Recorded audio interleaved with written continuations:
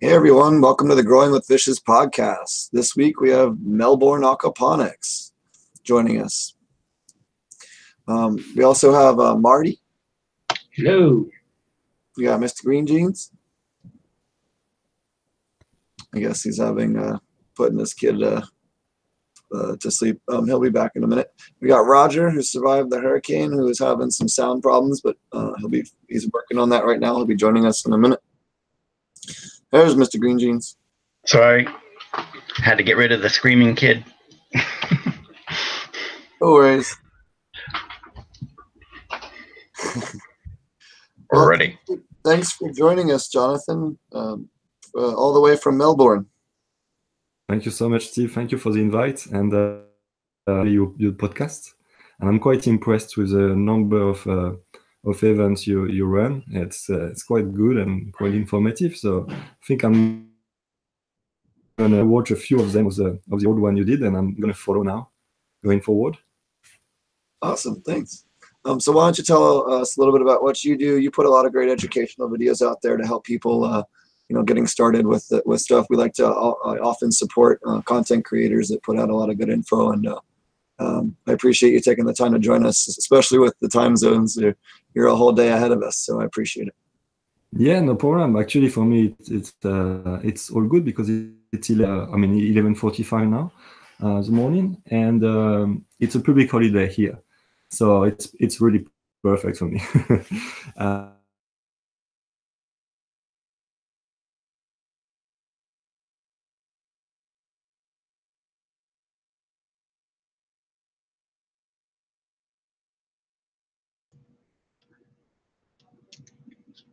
Did we lose him? Anybody else lose audio? Yeah.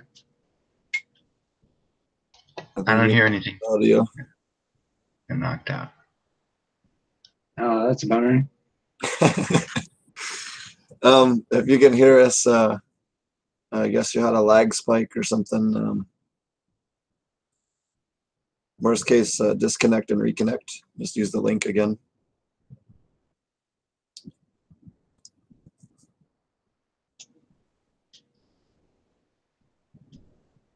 Roger, did you get your stuff sorted out?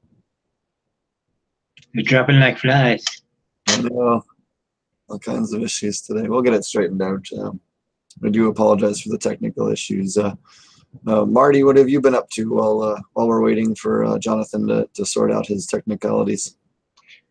What have I been doing? Let's see. I just sprayed for bugs earlier today. I had a couple of aphids pop up in my last round, so I cleaned everything up really good and sprayed everything down. Oh, we got somebody back. Yeah, sorry guys, I had an issue with my connection, but I'm back. Hopefully it's gonna work now. Yeah, we can see you now too. Yeah. All right. So go ahead. Tell the community about what you do and what you're about. Yeah. So I started Melbourne Aquaponics probably 2013 as a business. Before that,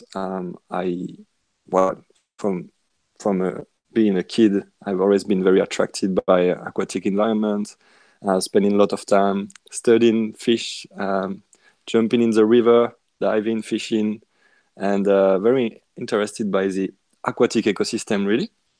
And I started my studies in landscaping, and I specialized in ornamental pond creation. So I worked in different design, but always it was outside. The aim was not really to produce some food, but to have a nice area. For me, the aesthetic was very, very important.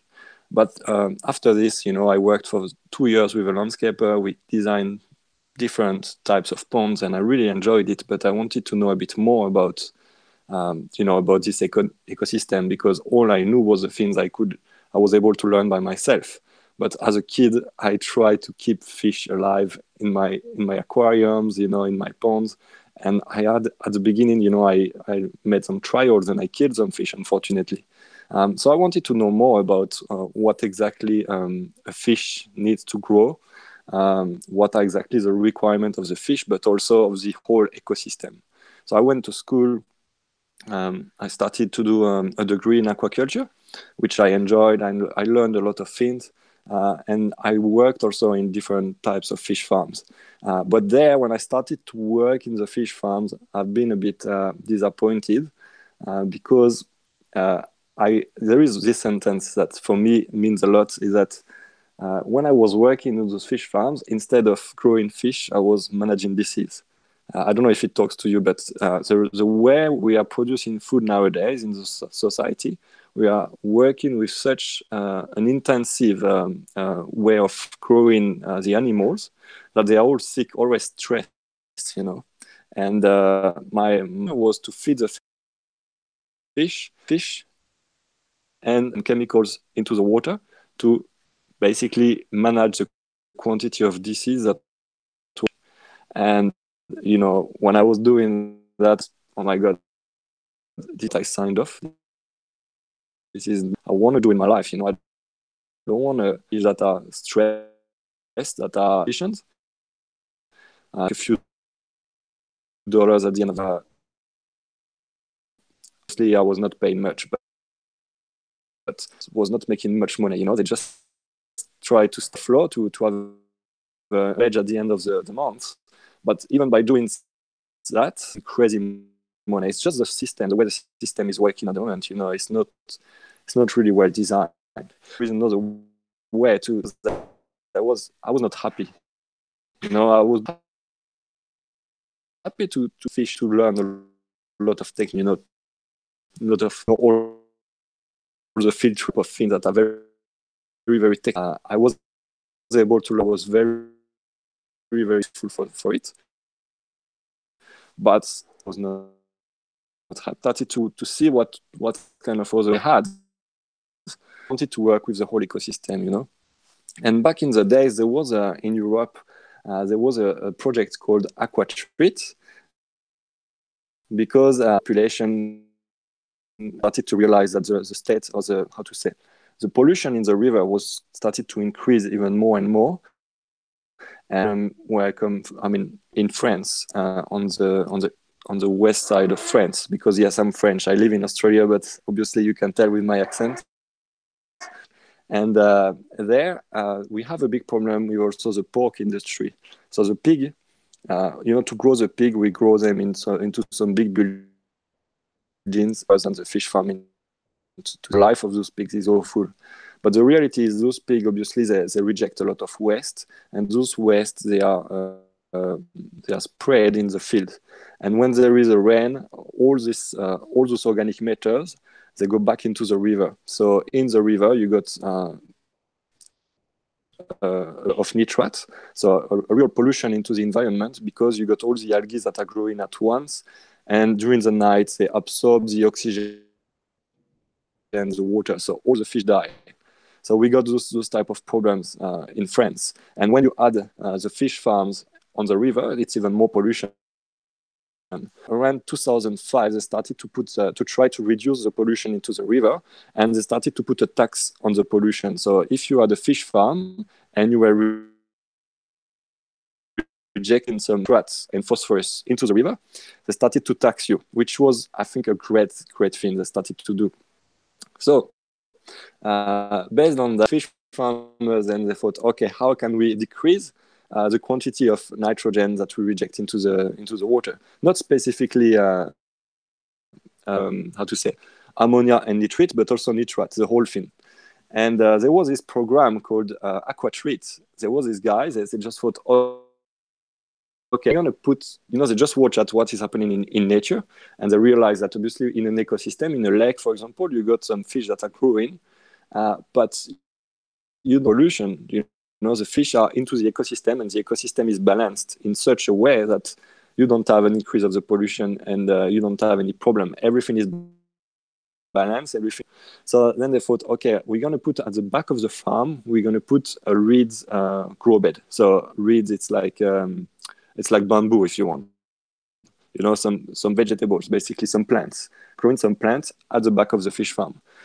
So we followed this project with a lot of interest, and we pollution was decreasing dramatically after this grow bed. So then we thought, oh my God, that's such a good thing, you know. We can just mimic or reproduce what is happening naturally in nature, and we're going to have good results, and we're going to be able to minimize the impact. But economically, we had another problem, is that in those farms where the grow bed was, then they produce all this quantity of reeds, so same type of thing, they didn't know what to do with it. So they had this huge quantity of biomass that then they needed to treat, to do something with. And economically, it was not very interesting to release the nitrogen directly into the river. But then it was the beginning of aquaponics back in this year. So a guy in Canada, strawberries at the back of the fish farm. And when I realized this, I thought, okay, we have to change everything. That's the way we are supposed to grow food. And the origin of, when you look at any ecosystem, when you walk in a forest or anything, all the nutrients, all recycled, right? So why are we wasting all those things when we work in aquaculture? Because in aquaculture, we just add so much food. It's because you need a lot of resources to create this food. You distribute it in the farm, and then at the end, you got all that is lost, and that is condition for the environment. While it could be recirculated, and we could do some great things with it.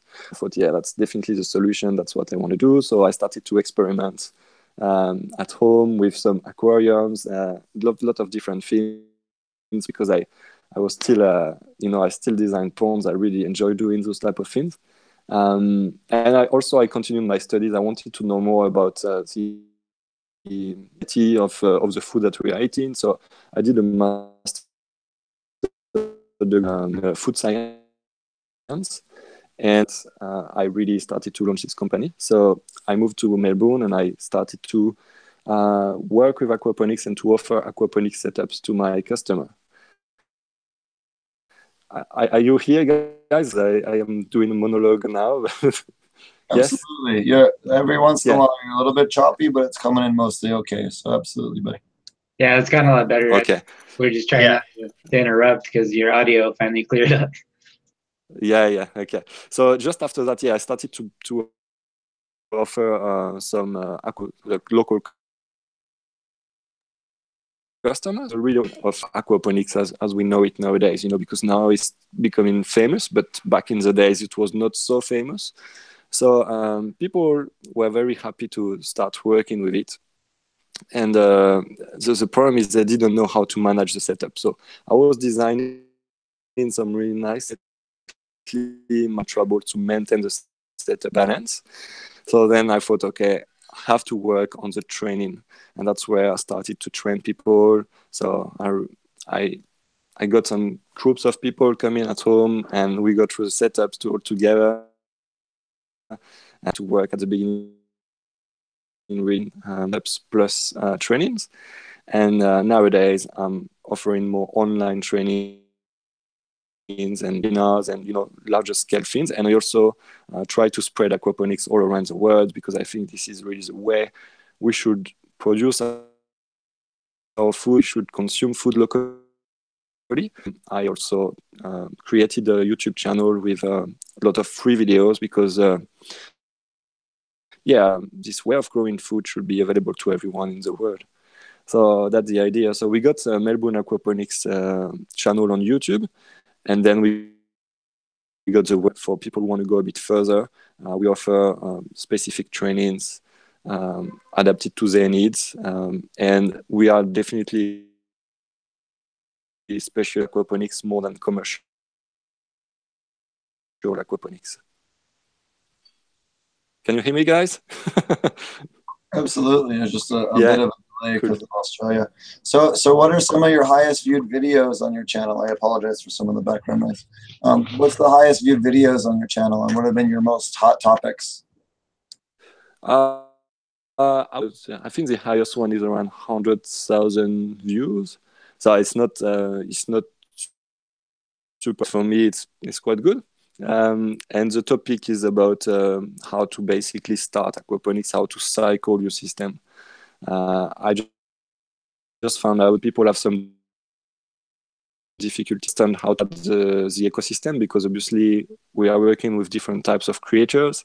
Obviously the plants, but in the middle we got the bacteria that are doing the magic of aquaponics.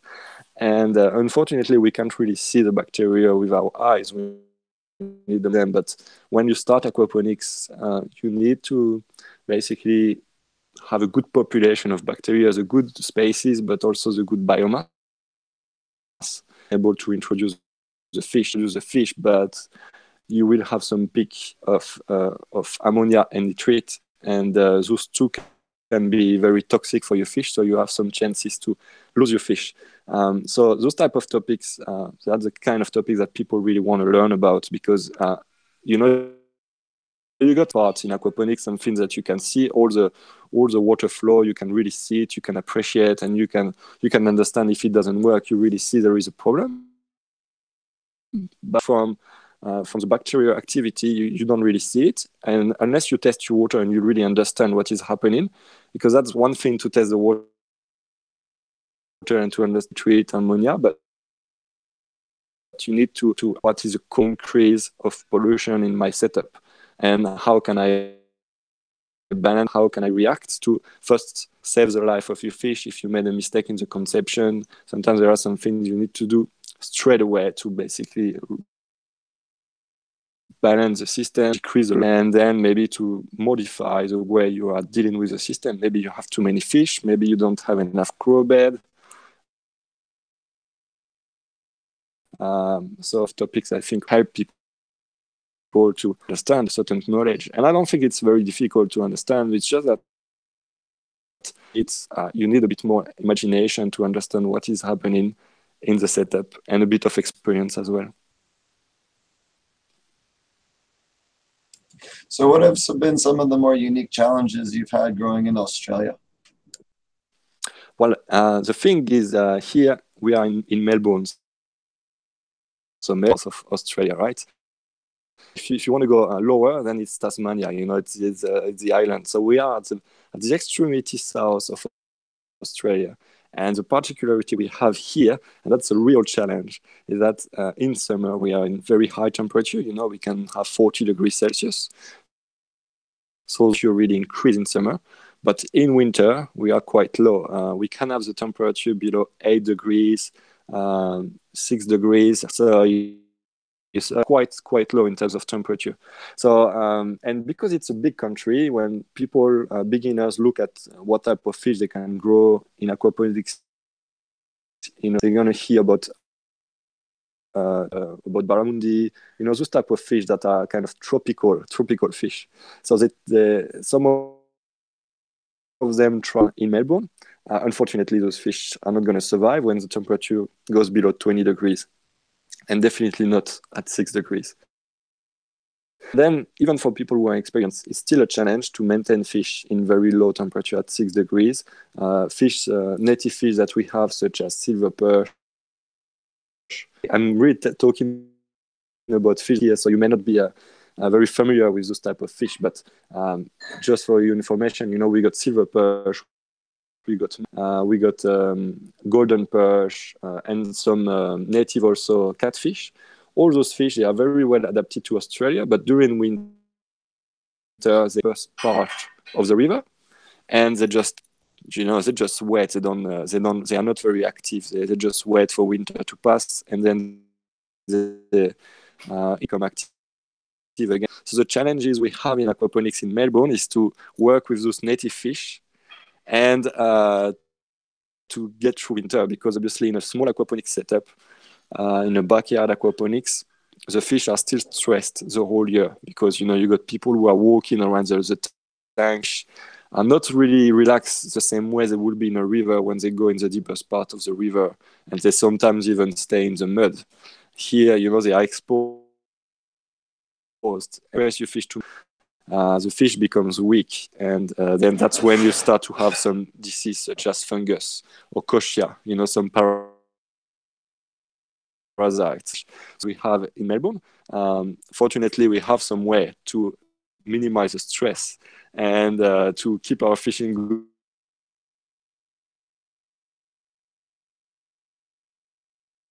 A lot of really hard.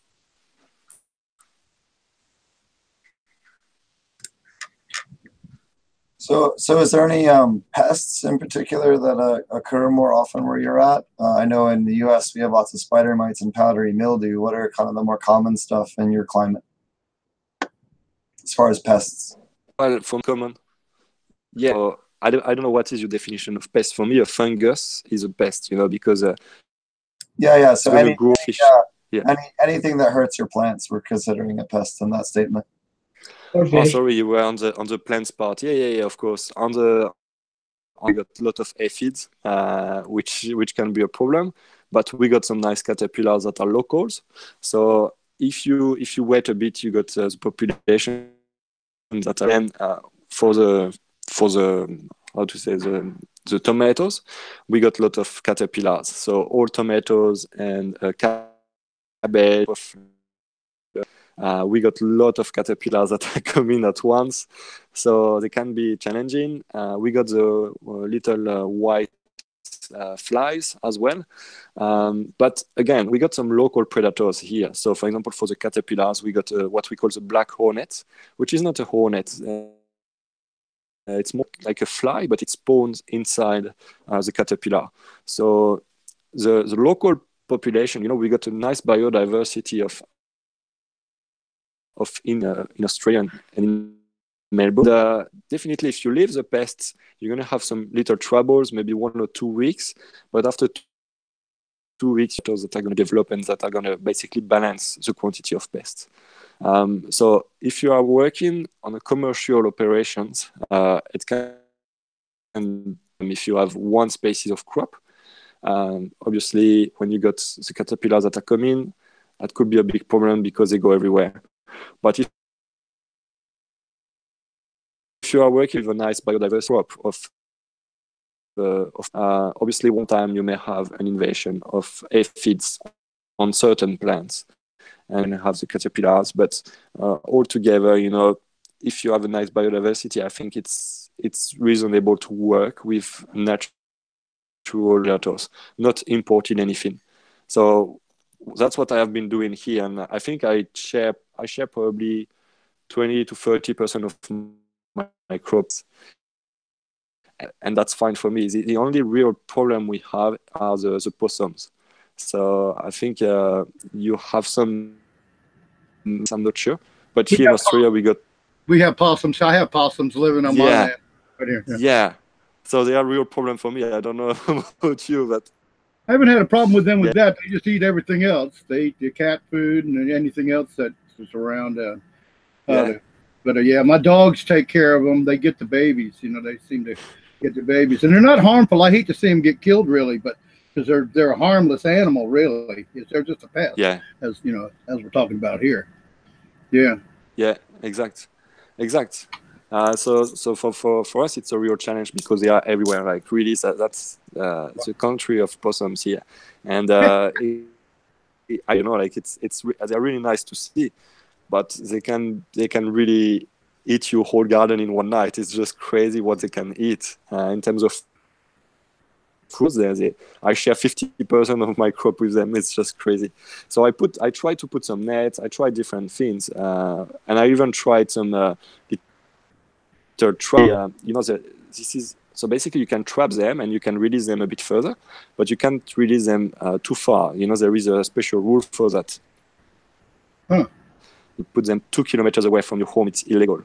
So it's really challenging. And every time I trap them, the next day I got another one in. I mean, is that so nothing you can build around the garden? Nothing you can put around the garden will keep them out? Nothing? Yes, the orange cage, I imagine, with real wire. But if you just build, I just put some normal bird net, and unfortunately, it's not enough. They are able to go through, so it limits the impact, but they are still here. So that's for me challenge I have. because Yeah, I think and maybe that's electric wire, the pulsing electric wire, like for would maybe work. yeah, Add an yeah, electric. definitely. Yeah, I don't know how. I don't know. You might even have to. I don't know. Do they dig a lot? I know they climb trees. I never really studied them enough. Do they dig, or they just go in through the however they can get in? No, yeah, I think I've never seen them digging. They are not really on the ground. They are always on the trees and Yeah. on wires and all those things. As you probably do the same for me. The tomatoes, I like to grow them as a vine because Right. you know how it is. I work with Android grow bed, aquaponics, and therefore the surface is very limited, and I like to grow as much veggies as possible. So you're going So indeterminate. as those start to grow. Yeah, you're growing indeterminate tomatoes that grow in a vine instead of a Yeah, bush. exactly. Yeah. So when I try to run them away from the base, from the grow bed, you know what I mean? So in this case, I don't use the light for the other veggies. So the tomato is growing a bit further. I run the tomato on cables. I got some big cables on the top of my property, and it makes a nice shade. Actually, it's really enjoyable. But the palms are enjoying it too because they just run on the cables and they eat the tomatoes. So that's the real challenge. But anyway, yeah, they're really smart. They're smart animals, yes, man. yeah. Very smart. Yeah, they are super smart. And if I really wanted, if I had some financial,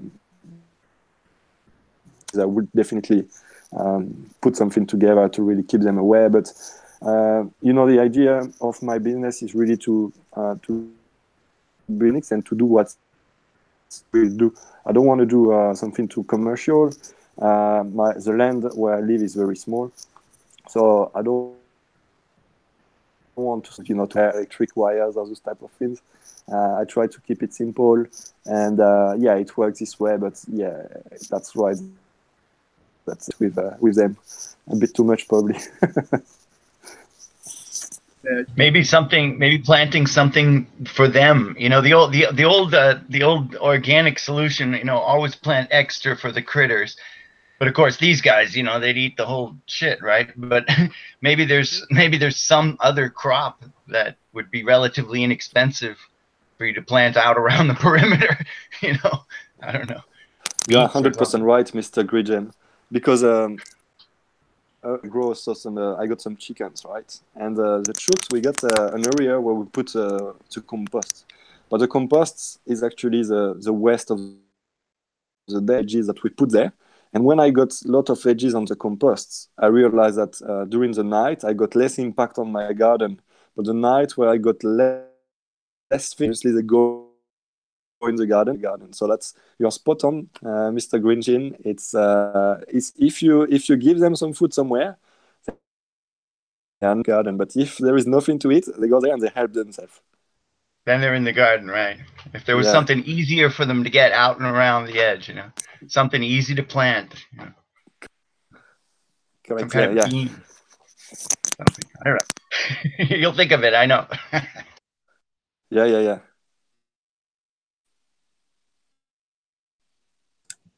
So what are some of the things that you think aren't covered enough in aquaponics? Covered enough? I think, well, I'm probably going back to the bacteria, but I think what we don't know much about aquaponics is between all those different animals, because we always talk about fish and plants, and that's what is selling in aquaponics. People want to have some nice fish and want to plants to avoid to go to the super poison food. And I'm 100% in line with this. I think it's completely right, and that's a good thing to do.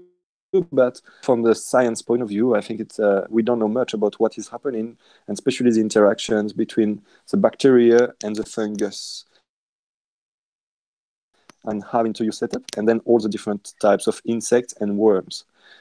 Because when you design aquaponics, and you can design it in the world, you're going to have every aquaponic setup is unique, I think, from a biodiversity point of view, in terms of quantity of animals, but as well, your species is always different from one setup to another.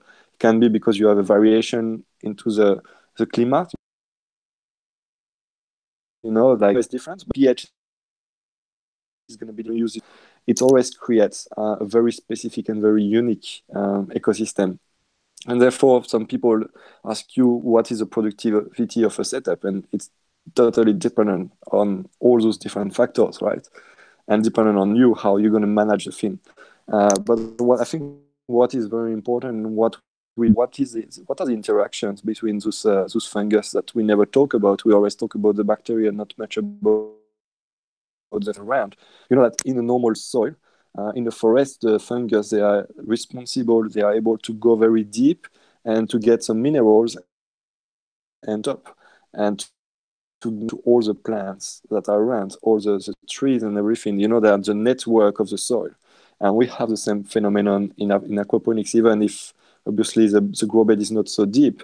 We still have a nice network thanks to some fungus and other creatures. I think we don't know much about it, and it will be very, very interesting to know exactly what is happening. In terms of nutrient exchanges, it's always very challenging to know exactly what is happening. We all work a bit old school. I mean, I talk for myself, but I think a lot of us are working the same way. We know basically approximately what a plant needs in terms of nitrogen and phosphorus and potassium. And then we know that there are 12 minerals that are very important for the plants. And if you look at hydroponics, they are going very deep into it. But hydroponics, what I see as a limit is the fact that we just give to the plant what we think the plant needs, while in aquaponics we leave nature doing the job. We just create an ecosystem, and nature is doing the job by itself. And when we see a deficiency, we add some minerals into the system, but we never really know exactly what is happening in depth. You know what I mean? Sometimes you see some deficiency, you're going to add a bit of minerals, you're going to add some iron, chelated iron, which are very important.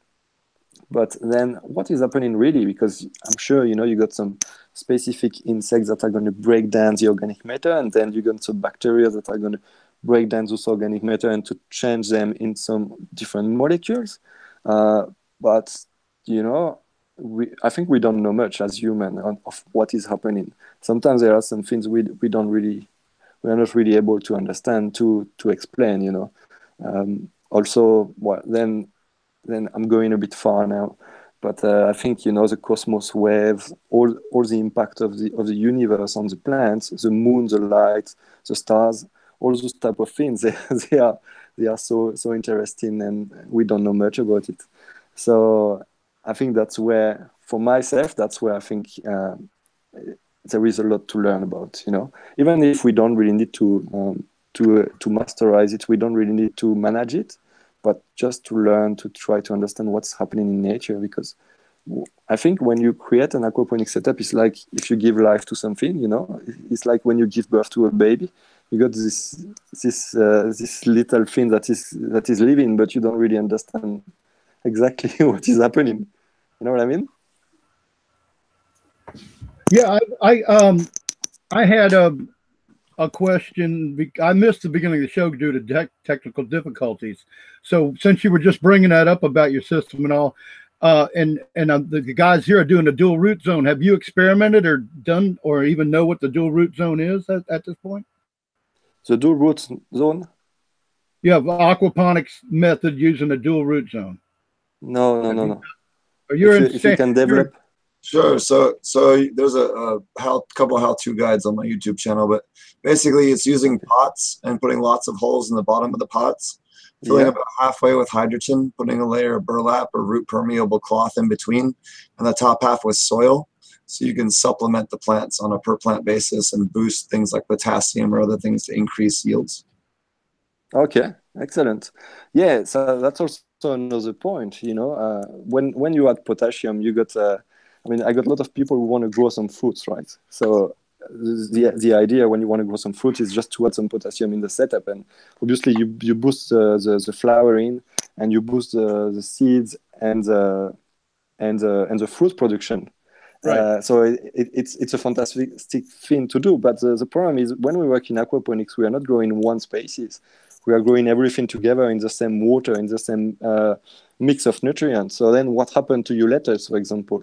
Your lettuce, you want to grow leaves, you don't want to grow seed. So if you add too much potassium, then you got the tendency of the lettuce to grow those flowers and to grow in height.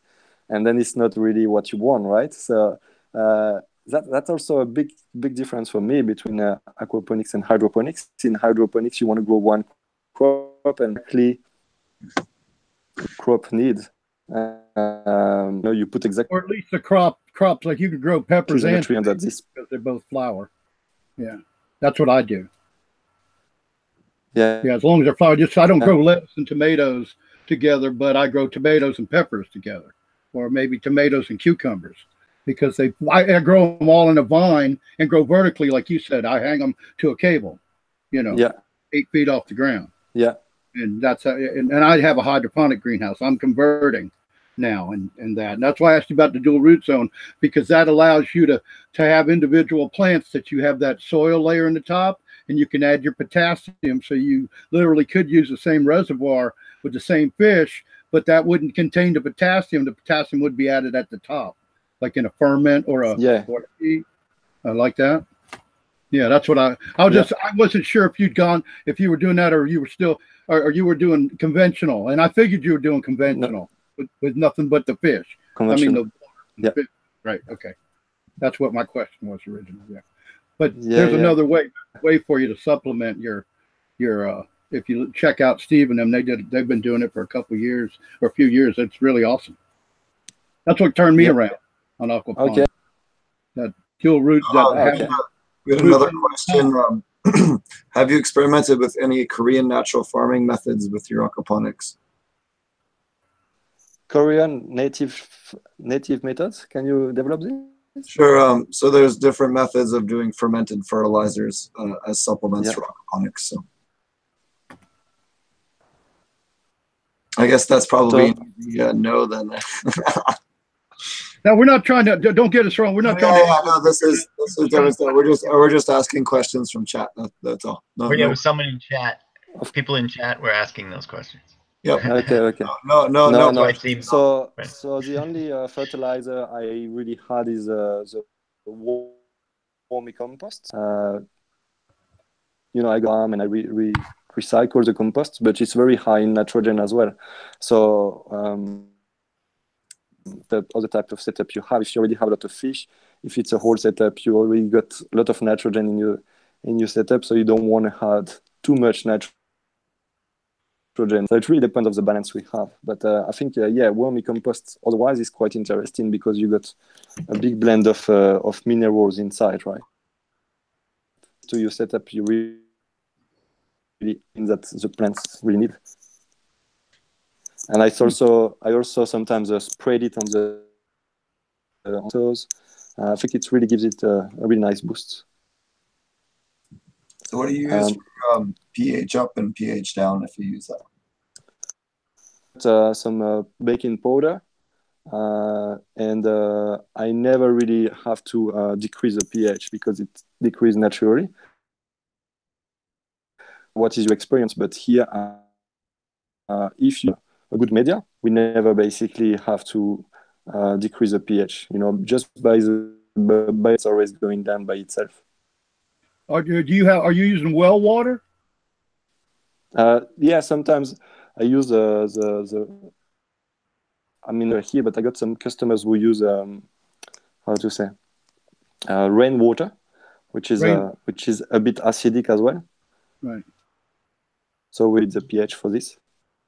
Again, you'd pH up then probably. It'd probably go down, or it'd be too acidic, and then you'd pH up with the baking soda. Okay. Yeah.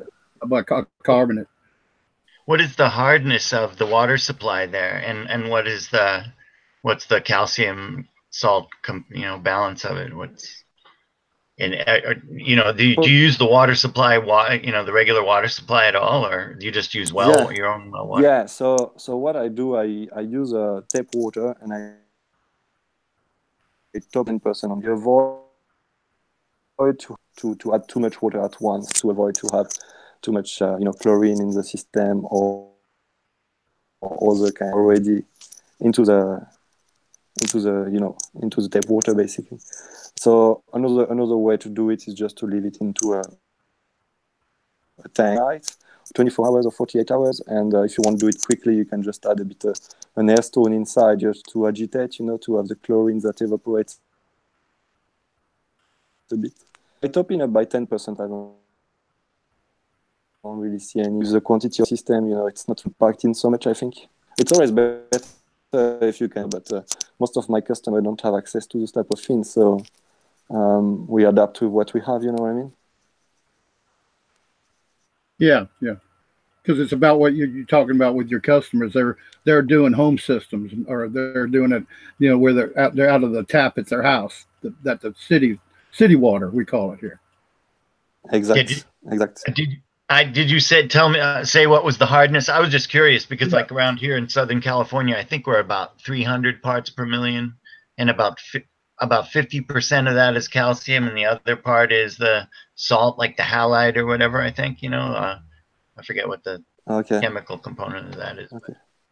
But he's asking what is the EC of your water? What's the parts per million, the hardness as it comes out of the tap?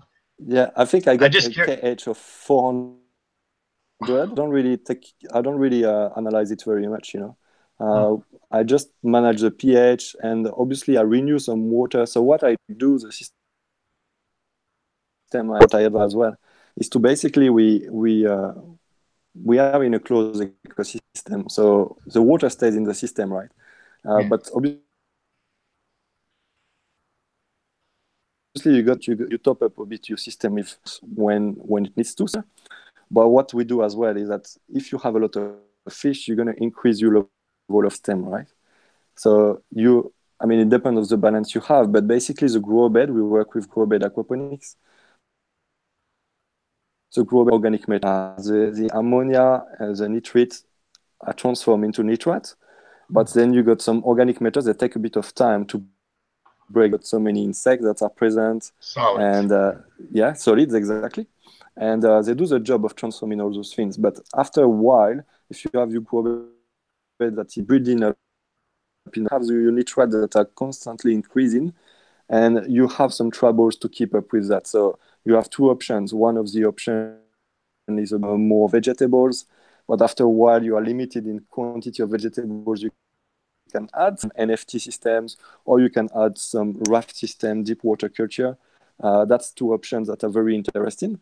But the third option is if you are limited in size, if you are limited in surface, what you can do is to just use some of this water to water your normal garden, right?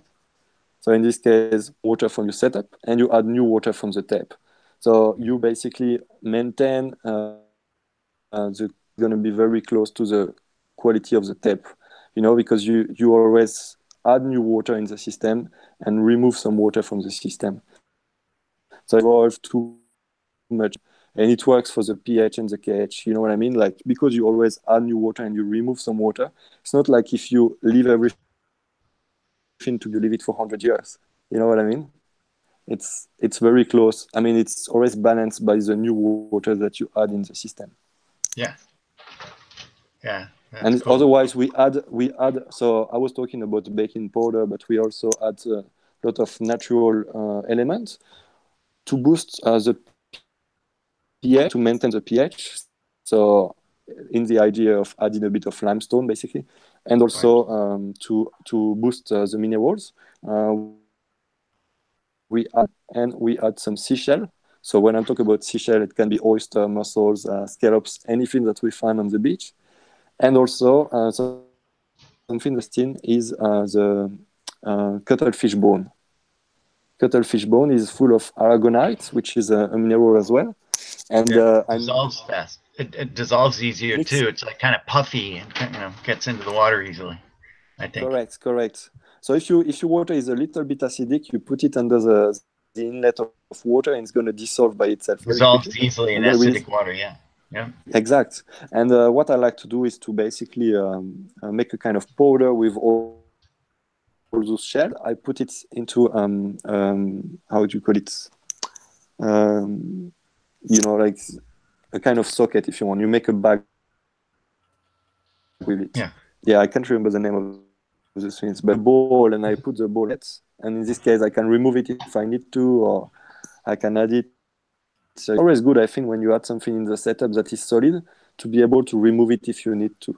Because some people spread it in the grow bed, you know, but the thing is, if for some reason you want to decrease the pH, you can't remove it. While when it's in a bowl, you can really remove it whenever you want. Very cool. Oh, that's interesting. Yeah. Yeah. But think about putting some in and then removing it after it's done its job. That's something you don't hear often. Yeah. Yeah. Steve, you got any more questions? That you have so what is your go-to pest control if you do run into an insect? You talked about things balancing out, but do you use any sprays or other methods to mitigate? No, I don't really spray. I could. I know some people who spray with neem or with soap or those type of. For myself, I don't spray anything. I just leave it natural. If I lose a crop, I lose a bit. Because big biodiversity, I don't have a lot of one crop.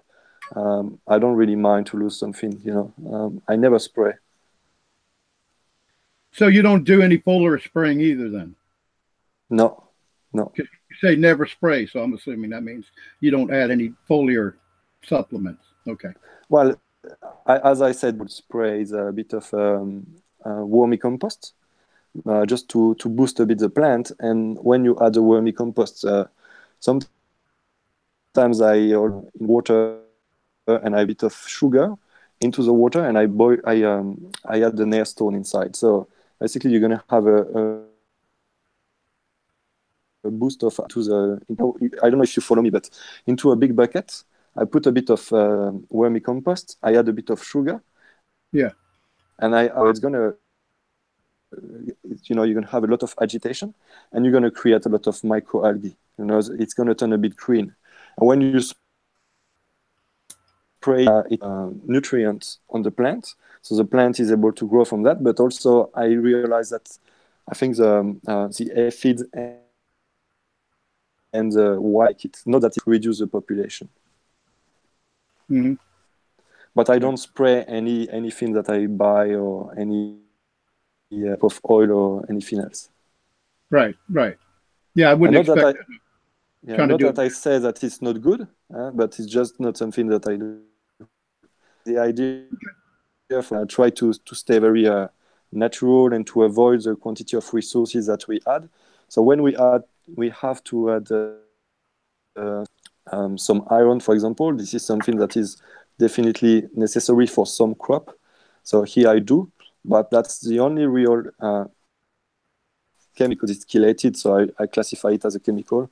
That's the only real chemicals that we add into the setups. Okay. Well, it's considered organic here. Chelated iron. I use chelated iron, and in fact, in my hydro greenhouse, all my micronutrients are chelated. Like zinc and manganese and magnesium, it's all chelated. Okay. Yeah, it's definitely more available for the plants, and it lasts longer in the water.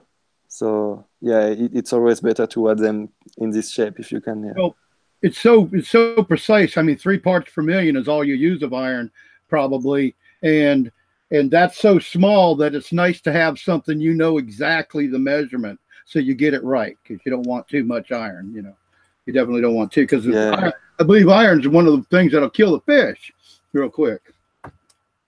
You can't add too much, and also it depends on the kind of chelated iron, because there are a lot of types of chelated iron, and some of them are toxic, even for humans at certain concentration. So we have to be careful at what we do. Yeah, definitely.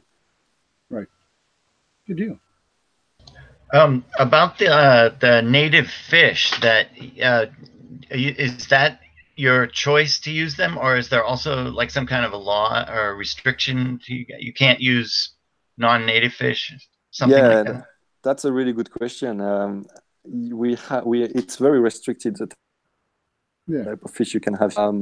So because we are on an island, and it's naturally insulated from the rest of the world, so they don't want any invasive to the issue with and the fox and the toads, you know, this giant toad. Sure. So they try to minimize the type of species you can grow. So obviously, species such as tilapia is prohibited. Anyway, here in Melbourne, because as I said before, the temperature really decreases in winter. But we have other species, such as carp, for example. Carp, you can't have them. Can't have them, right?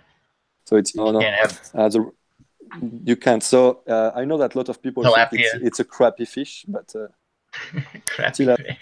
But for example, me in France, I got a question now. Here, koi is considered, you know, koi, you can raise koi here, but it's considered a fish that's not, you can't sell it. Well, you can sell it as a pet, but you can't sell it, or I now got myself tied up. But I was saying some non-indigenous fish here are allowed to be used for aquaponics, but not to be sold, you know, of course, as food. You wouldn't sell koi anyway. But, you know, they allow you to have it where, you know, like, so are you allowed to use a fish, say, that could be sold in a pet store, but would be otherwise not be allowed to be put in a waterway? Ornamental. Well, see, I understand your question, but the thing is, it makes sense what you say, but here the idea of fish to avoid the environment. So it's not even the purpose of what you're going to do if you're going to sell it or not. It's just the fact that they don't want you to have it at all. Yeah, I'm sorry. I misspoke. You said what it is you're not allowed to put it in the waterways at all, or allow it to be going to the waterways. It could be like a koi is an invasive species, but they allow you to grow koi as a tropical fish, or, you know, a fish, you know, to be sold in a pet store. But they won't. But you can't grow it to stock any kind of pond. It's illegal to put it in your pond, but you could have it in a closed aquaponic system. It's just, I didn't know, but you can't have anything there. Yes, exactly. So the idea, I think it's the same thing. They just don't want you to release it into the natural environment, but to make sure it doesn't happen, they don't know. So they went a bit further on this one. No. So they have to be even local ones, or can they be from other places in Australia? Australia, or no? Exactly, to go then. Koi, if I am not wrong, they are allowed in some territories, in some states, but not in all states, and they are not us. So you got a law per state, so it's quite complex. You can't really do what you want. But for native fish, you don't have. Native fish, you can have them, and that's it. There is no problem because they are present in the river. So. Right, because you said you have perch there, which would be probably a good fish to use anyway. Yeah, I would say. Yeah, nice. And for example, you know red fins? Red fins, they are famous everywhere in the world, but here in Australia, they are present in dam, but you can't keep them. So you can't take them home and grow them home because they are invasive. To sell your fish for food? I think you are, but then you got some rules such as, you have to have the HACCP, hazard analysis critical control point, all those type of very high way to comply with the legislation in the way you handle the food, the way you handle the fish. Right. If you sell, can, but as soon as you kill them, then it becomes a food, and you have to really follow some specific rules. Right. Here we got the same kind of situation too. That's why I was asking. I can raise fish, the indigenous fish, to sell, and then, but I'd have to go through, like you said, a lot of legislation if I want to butcher them. All right. If I want to clean them and sell them, like on ice, then I'd have to go through all kinds of, I'd have a government, 8 different agencies up my behind. But if I want to sell them live, I can sell them to you to take home and clean, like you caught them in the lake. I can do that. Just come over your house. Come over to the house and buy the fish live. You just buy you can buy a aquaculture permit, and it allows you to, I can raise the fish, and you can come pick the fish out you want out of the tank, and I can give them to you, or sell them to you, and you take them home and clean them.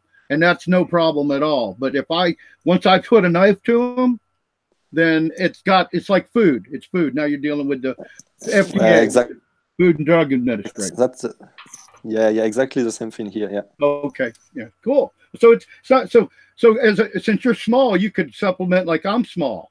So I find different ways to supplement income, and plus, it allows you to restock your fish, recycle your fish as they get older and all, and rejuvenate your tanks as you go along. Right. And help. Well, I also like helping out the poor and the hungry.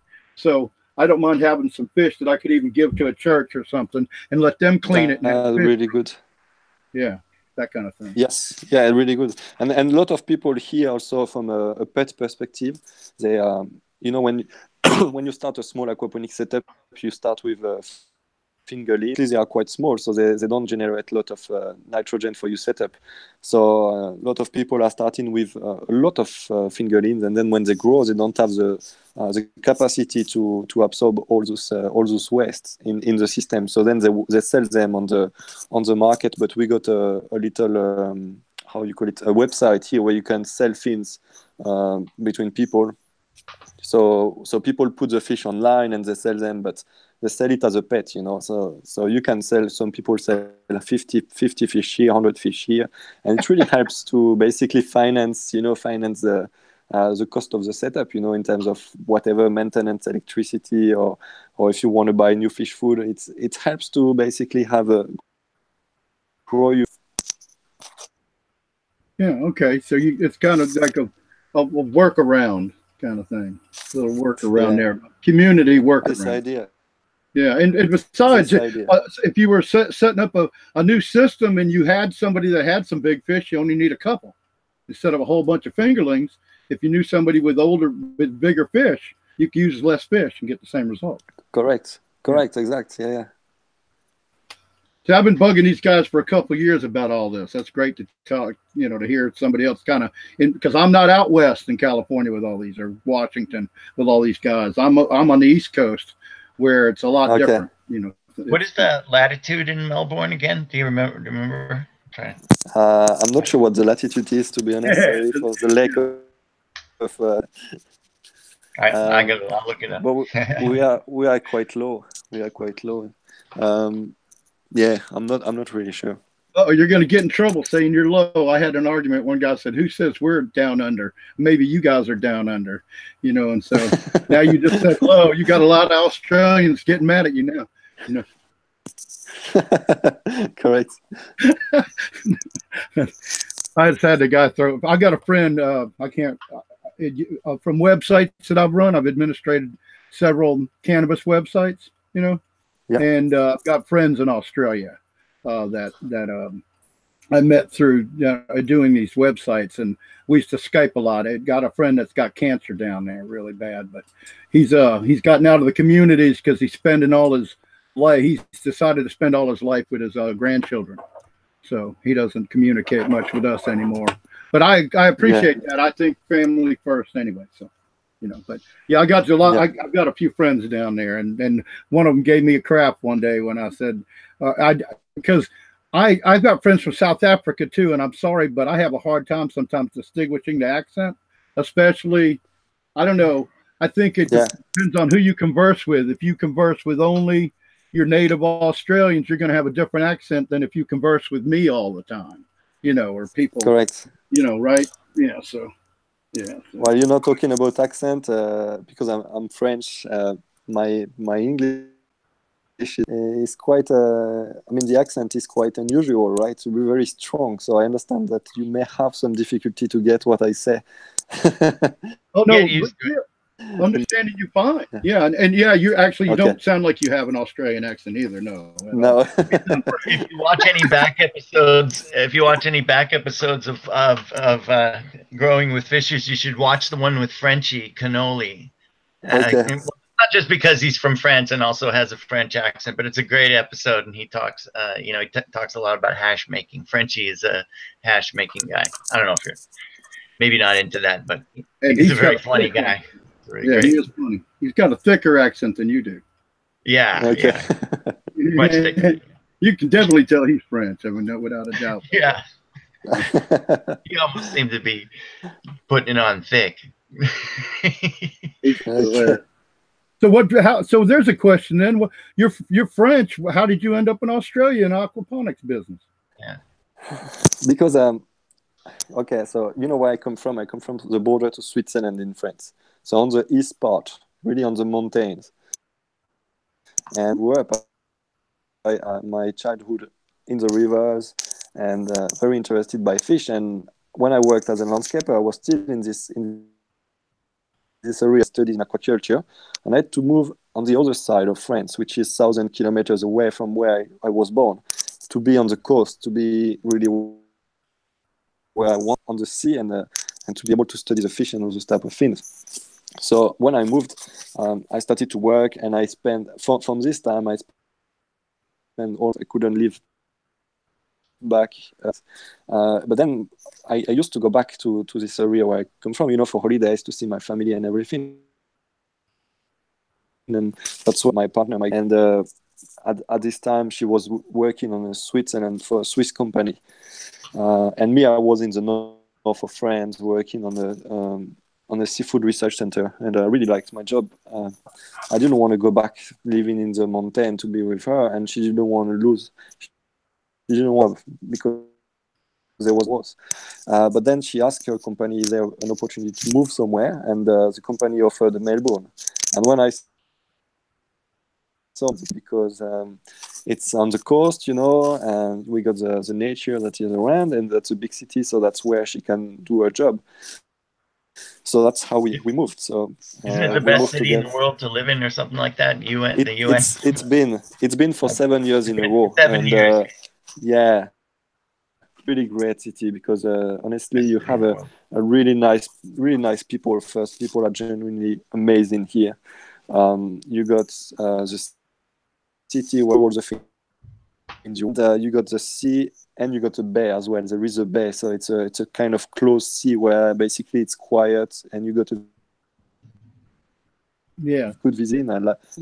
And then we can go on the ocean side, where on the ocean it's more rough. You got big waves, you got big fish. So life is good here. So we love it. Yeah, that's interesting. You were on it. You were, you said you moved to the sea, and then you ended up. Your wife has a job that takes you somewhere that has the ultimate sea. Yeah. I mean, basically the Barrier Reef, and Australia and all that. I mean, you got as much sea as you probably can stand now. That's pretty neat. That's a good story there. That's evolving from one area of ocean to another. That's just fantastic. Correct. But as you know, the story is never finished. Now my partner wants to go back because she misses her. So I don't know what's going to happen. We'll see. We'll see what's happening. Oh wow! Okay, so that's the end of. So we've got a open-ended story here. Stay tuned for part 2. It's not the end. Go back to England. I mean, Switzerland. And Switzerland is a good country as well, but there is not much sea there. A lot of lakes. Yeah. And I misspoke. Yeah, France. I don't know why I said England when it's France and Switzerland. Sorry about that.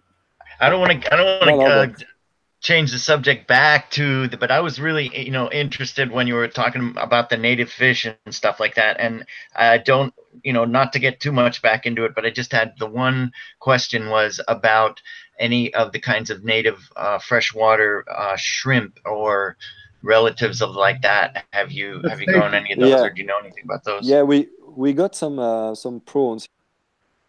But they are very what is the name of this one?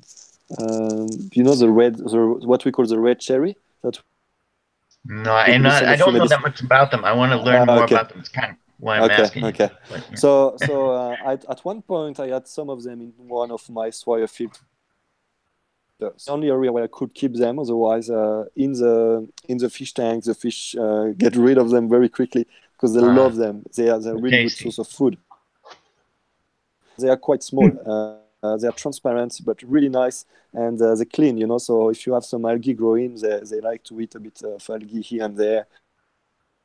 long claws, and they do a fantastic job, but they are quite challenging to keep if you have other fish with. So I think they need a tank by themselves. What's the temperature range? So the temperature you see here, they stay natively. I haven't studied exactly the range, the extreme range they can live in, but you go to probably 30 degrees in some warm ponds, and they remain alive. So you see it's very wide. What did I want to say? Yeah, I think they would be good to grow in a deep water culture. You know, if you have some raft system, why not underneath? Because I don't think, I mean, we have to do some studies on it. I don't want to say for sure, but I don't believe they would eat the roots of the vegetables, but they would definitely clean right. water, you know, the algae and all those type of things. Cool. Interesting to eat as such, you know, because they are still too small to eat. I mean, you can eat them, but there is not much to do. But what you could do is to grow some into the sometimes you can fish some and feed your fish with, you know. So it could be a good thing to do, you know, because here we have the duckweed. Everyone is growing duckweed, vegetarian fish or omnivorous fish, such as the native fish we have, the jet perch, the eat those type of. But if you have prawns, then you could feed your trout, you could feed all the type of fish, and it would be very interesting. Cool. Yeah. We talk about that's also a very interesting topic. Just before you ask me what I think is missing or what we don't talk enough, I think what type of and we can feed our fish with. That's the type of thing that I think is the future of aquaponics. That's where we can do a lot of progress. Insect is a very interesting point that we need to dig a bit to see if we can grow some insect to feed the fish and to kind of close the. You know, there's freshwater clams, you know, and things like that too. Yeah, completely. And also then, otherwise, we got some shrimps. But yabbies, you know, that's some kind of freshwater crayfish. It's quite small. I mean, maybe maximum 20 centimeters. We got few species grow and we can eat. So very interesting animals to have.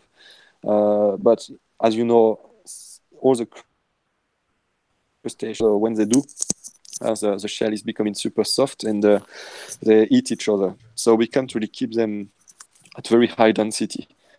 Right. It's something we keep aside with the fish, but we keep maybe 5 per square meter, and as soon as you go over, the population decreases because they eat each other. Yeah. I saw you were starting to say something about what you thought was missing was, and you started to get before we got back into crustaceans. You were talking about insects, which is what a lot of our friends do. They raise their own insects. In fact, I think Steve even has his own breed of roach that's being raised to feed fish in aquaponics. Excellent. That's something. That's something I think we should bring in on a bit more. You know, we should have more tutorials. Australia, a lot of people are growing black soldier. Black soldier fly. And just fantastic to be able to feed your fish with it. But unfortunately, it doesn't work in cold weather countries, especially here in East. We can't keep them during winter, so we don't have this option. Obviously, there are a lot of other insects, but people don't know much about it. You know, it's maybe something we should do some because that's the future. At the moment, it doesn't really make sense to kill some fish, to do some fish food. I mean, to do the and then to feed our fish with, you know, to try to grow some other fish with. I think it's so much more efficient if we can feed the fish directly with the insects. And in terms of vitamins and everything, it's some. It's black soldier flies. That's interesting. Yeah, there's a lot of stuff going on with those too over here. Yeah, but they could be a They do a lot of. They use them a lot in compost. In a lot of compost piles, they use them in the bins. Because they eat everything else, all the other bugs, and then they eat each other when they get done. So and the good thing with them is that we know when you keep them as a larvae ready, they just scroll up.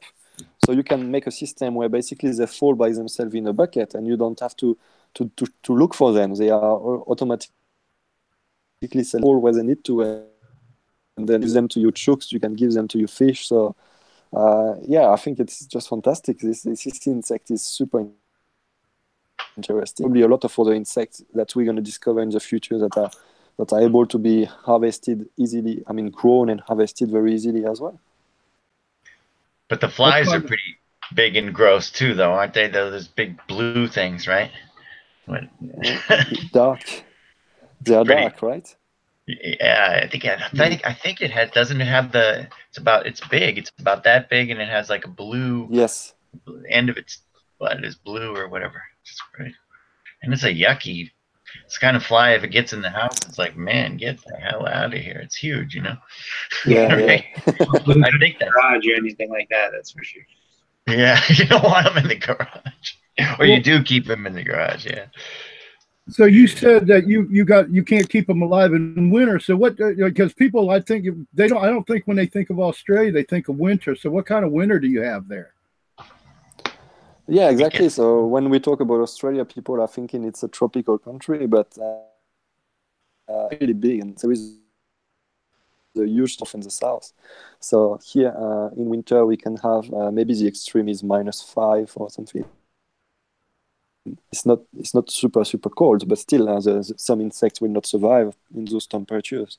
Especially the black soldier needs, if I remember well, it needs above 20 degrees to live. So yeah, you will kill the whole population.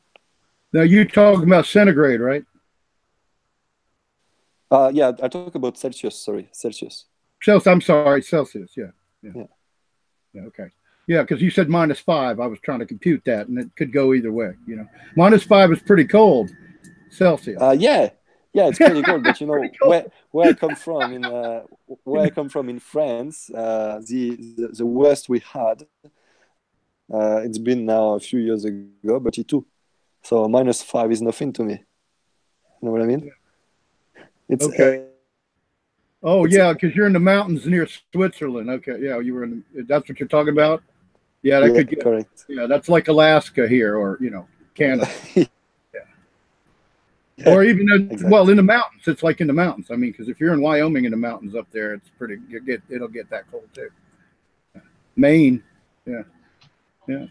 Well, interesting. Because I never thought of that, and you said that, and that. So you get because you said you're really low, so you're closer to the Antarctica, and that correct. means you'd be like very if it was flipped, you'd be extremely north. Where we consider you extremely south. So, yeah. Well, you are extremely South Pole. So I guess that's north. We are extremely south, but and south is it means cold. Yes. Yeah. And here of the wind. So sometimes we got the wind from the south, so it's coming from the Antarctica. If I'm saying red, because sometimes I switch Antarctica with, but I think it's. So we from the ice, and sometimes we got the north wind that is coming from the desert. It's super hot. So from one day to another, you can have 20 degrees difference. Right. Yeah, I was thinking that too when you said north winds. That's like our southerly winds. Yeah. That'd be warm and tropic. North winds are from the tropics, or yeah, exactly. Equatorial. Yeah. Very hot. Yeah. Well, shoot. I had to step out for a minute, so you might have already answered this, but have you ever considered using beneficial insects for predators? I know you said you didn't spray anything. I thought, especially when I got some problems with some aphids or things like this, you are thinking of introducing some caterpillar larvae but again, he have a population of insects that they come by themselves sooner or later. It's just for even if because I don't have a commercial crop, I don't really mind if I lose a bit. I just prefer to just lay back and leave population. Well, since you I'm you only have, add, oh, go ahead. Go ahead. Sorry? I'm sorry. saying, yeah, I'm always a bit scared when you add some insects that are not original from the, or that are not local, if you want, that to the native population. You never know the impact it can have. So obviously, if I had a farm and if I had to regulate a population of aphids or caterpillars or whatever, I would obviously buy some biological insects, basically buy some online and spread them on the farm. But because I don't have this commercial, because it's only few plants here and there that I'm going to lose, I never do it. And I don't really recommend people to do it. My customer, I'd never recommend really to do it. As I just said, we never know. When we see the short benefits, but we never know what it's going to do in the long term. I'm not saying that it's wrong, but yeah, that's my way of seeing things. What is your way of seeing it? Well, I use them a lot, especially indoors, and mostly because outdoors you can do a lot of things to just sort of foster the environment to help overcome and have an environment that includes the predator bugs that occur naturally around and can keep everything in balance. But indoors, is kind of a different story. If anybody's growing indoors, then I'm definitely a big proponent of using them indoors, and I'm a proponent of releasing ones that are native. Like around here, pirate bugs, exist in the natural environment all the time, and you can get the same species from the local store here, so that you can just increase the population in your area. So same thing with praying mantis, I think, is another great option. So I think that there are some that you can do, but I definitely hear what you're saying about, introducing a different insect to the environment and what kind of precaution you have to take there. But indoors, I feel like you can control it pretty well, and it's probably more needed because you deal with no larger environment to contain the larger, or to allow the larger predators to reproduce, and it's easier for those aphids and thrips and spider mites and all those different things to work their way in and cause an infestation. So that would be the time that I definitely recommend it. A number of even predator mites. For spider mites, you can get pretty specific with those, and I don't feel like they're gonna spread outside of indoor grow. Yeah, you make a really good point here, Marty. When you are indoor, I think you don't have any real other option than to introduce them. Otherwise, you can hope that some predators, you have very low chances. So yeah, indoor, it's definitely the way to go. Yeah. Yeah, for sure. Cool. Thanks, man.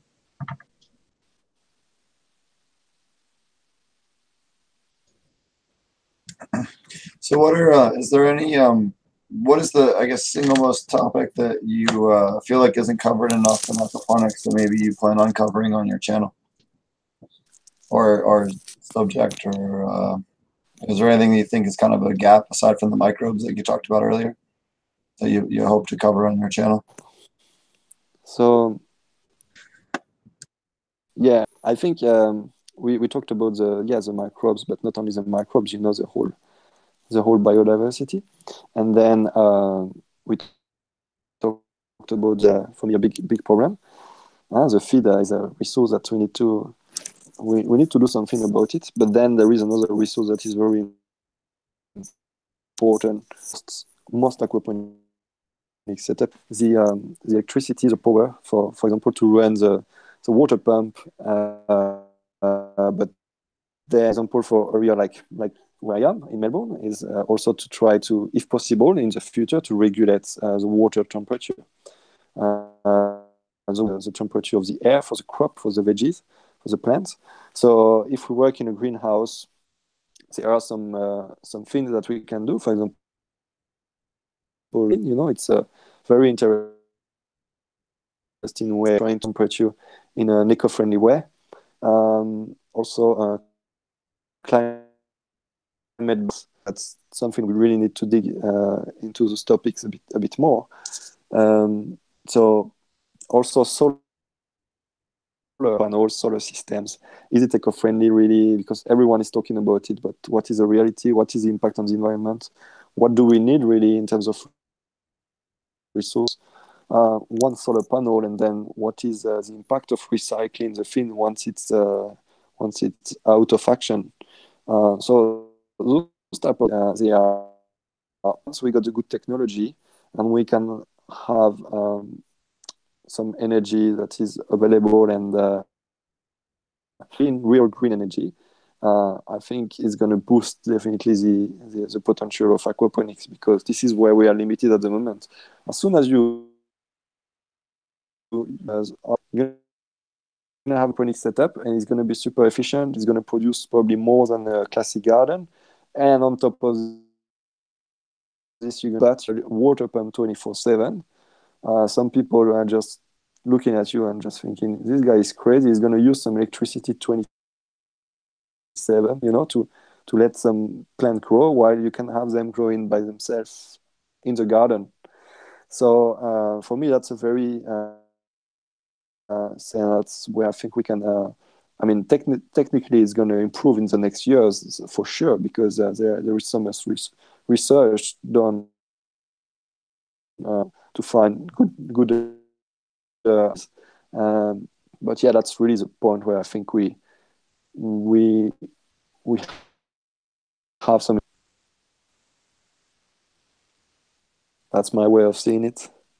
What I'm very curious to see what is your point of view. What are consuming at the moment, and how do you see it? Obviously, if you are growing some cannabis or other type of very high, very most of the resources maybe not so important for you. But if you are growing inland tomatoes, then there is this ratio that you need to keep in mind, is the costs of the cost of year. You need to be aware of the electricity you are consuming, and that's something I think we don't talk about enough. When I see all those people who are growing food with a huge pump not required, just to basically oxygenate the water. They just use the water to oxygenate the water, while they could do it with a little water pump, with a little air pump. Sorry. I think we have a lot of improvement to do here, and a lot of yeah. Sorry, I'm talking alone here, but yeah, that's really what I see. All those things that I think that in mind that we consume some resources, and we have to minimize it. That's my point of view. Yeah, that's good. That's a good idea. I mean, that's basically what everybody's trying to do. I think part of what you're going by is so many more people are starting to grow their own food now. You're getting so many more people that are. It's the amount of people growing food is going way beyond farms now, and people are more. They're so worried about where their food comes from that people are starting to catch on, but still we're way behind the curve, because the average age of a farmer in the United States is 60 years old, my age, and we're just now getting this generation of kids we're getting them back into, they're not going to be doing conventional farming. They're going to be doing hydroponics or aquaponics, or even organic. There's a big movement of it's ever growing, the organic movement in this country. So I think that's where things are going like that. But that's a lot to do with why there's so much source out there for good information now, that you can actually learn you can learn the secrets of the best farmers in the world now, because it's all online. It's just about how we handle it now that we got the floor. Yeah, it's really helped aquaponics. It's really the whole. It's a great thing that happened simultaneously, or a little bit thereafter. You know what I mean? because aquaponics is not very old, and now we have we have guys like Jonathan. We can watch his videos on YouTube and learn all kinds of Speaking shit. of which, I'll quickly plug Dr. Rakocy is coming to do a class here at Ouroboros Farms on November 3rd and 4th. If you're looking to learn from one of the gentlemen that helped spawn this whole industry, you could do a hell of a lot worse than coming to Ouroboros Farms. It's a beautiful farm, one of the largest commercial farms in the United States, and a great place to come learn and educate yourself with Dr. Rakocy at Ken Armstrong's beautiful farms. And there's a link to that in the description as well. And I know Josh has got some stuff to bring up here a little bit later in the episode here. And Do you teach any classes at Melbourne Aquaponics? Sorry. do you do any classes out there in Australia? Yes, we ran some classes once a month, and then I got an online system where people can just follow online trainings. So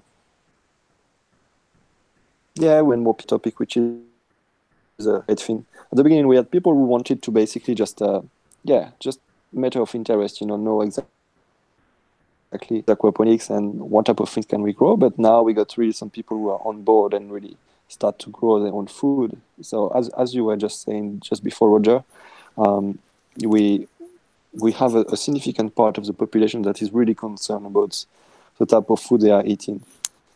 So now they are starting really to take care of the problem and to start to grow a bit at home. And what is very interesting as well is to see the quantity of vitamins that people are eating nowadays, consuming, let's say, not really eating, but consuming. You see, it's increasing, and now it's billions and billions of dollars every year. And those type of things before people didn't really need, they had it into the food. But nowadays, the quantity of nutrients that is available in the food we buy in the supermarket is completely decreasing, and people really need to take vitamins aside. And some people are really wondering, why do I have to take pills to remain in good health? It's not something that we are meant to be. It's very, very awkward, as a living creatures to have to take pills to stay in good health. So a lot of people are wondering why is the food we are buying from the supermarket good, and if not, how can I do? What is the alternative? And aquaponics becomes a very interesting alternative, I think. I think the vitamins were actually sold as a thing to where if you don't eat right, you take your vitamins, you'll be okay, which is not necessarily true, because as we've discussed on the show before, many of the vitamins out there, even that are supposedly their one-a-day vitamin, don't have the correct amount of mineral, the correct percentage of each mineral in it. It's just, like, you get 1,000%. Well, you don't need 1,000% of the daily requirement of a mineral. You only need 100% of the requirement of a mineral. So when they go, it's got 1,000%. Well, yeah, okay, but that's not that's not healthy. After you build you got to take that into consideration when you're making your KNF inputs. What's that piss coming out at? You got to test that shit. The other question I had, kind of on topic, was Steve, you might answer this too, whoever has an answer. Does anyone have any data on nutrient levels in aquaponic veggies versus soil grown or conventional? I do. I have shit tons. What do you want to know? I don't know. How much better is it? Spit it. So, okay. So, like, you generally run about 8 times the level in your soil as you do in aquaponics, give or take the nutrient. That's highly variable, but it's significantly higher in soil. Is it because of the mineralization and all the rock?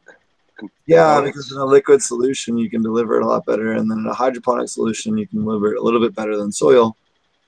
You can run lower ppms in hydro than soil in terms of like total ppms if you look at the whole soil structure. Well, then you can run even lower in aquaponics because you have a hell of or even organic hydroponics. Both, they're very similar. Because you're relying on microbial action much more heavily than the chemical inputs necessarily. And that's, you end up being run for some nutrients, like we're running about half the level of potassium about half the level of phosphorus. Like there's quite a few things that are running significantly lower because the fish waste is providing 70 to 80% of the base depending on crop. The lettuce can be a little bit higher, but leafy greens can be a little bit higher, but fruiting crops, and that's being very vague. I have a bunch of stuff I'm working on in this book. I'm trying to get out by the end of the year or beginning of next year. And I apologize, my voice is a little bit fucked up this week. So, isn't some of it have to do with the fact that all the minerals in the soil are not always available to the plant either? Well, so they're in different forms. So, like, for example, let's just use.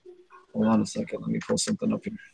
What I was just thinking of is a vitamin to energy input ratio, would be an interesting way to like present it to the public. Like you buy this bottle of, vitamins and it takes this much energy to produce it on average. Well, versus... I think a lot of it just had to do with working out the chemistry. And this is some of the stuff that's going to be in my book on like real accurate dosing for aquaponic systems, 1 to 10,000 gallons, is that, well, that's not the name of the book, but that's part of the dosing stuff, is that you're going to be able to understand how that converts, because I have a lot of testing from when I worked at the aquaponics source when we dose stuff, and then how much that translated into, a week later what the water looked like, and that kind of shit, because the microbial interaction in a aquaponic system is different than a hydroponic system. Some stuff oxidizes faster, for instance, because of the increased microbial interaction.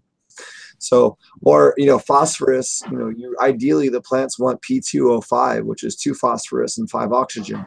So what is the conversion rate for, XYZ rock phosphate to, from P to P2O5?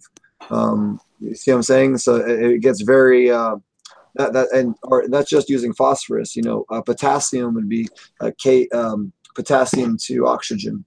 So, K2O. So that's another example of how that would convert. Or silica. Silica is, silica 2 oxide is the better one the plants like. So that's the one, this is why it matters what form. Or if you look at, let's take a great example of UV sterilizers. You put a UV sterilizer in an aquaponic system.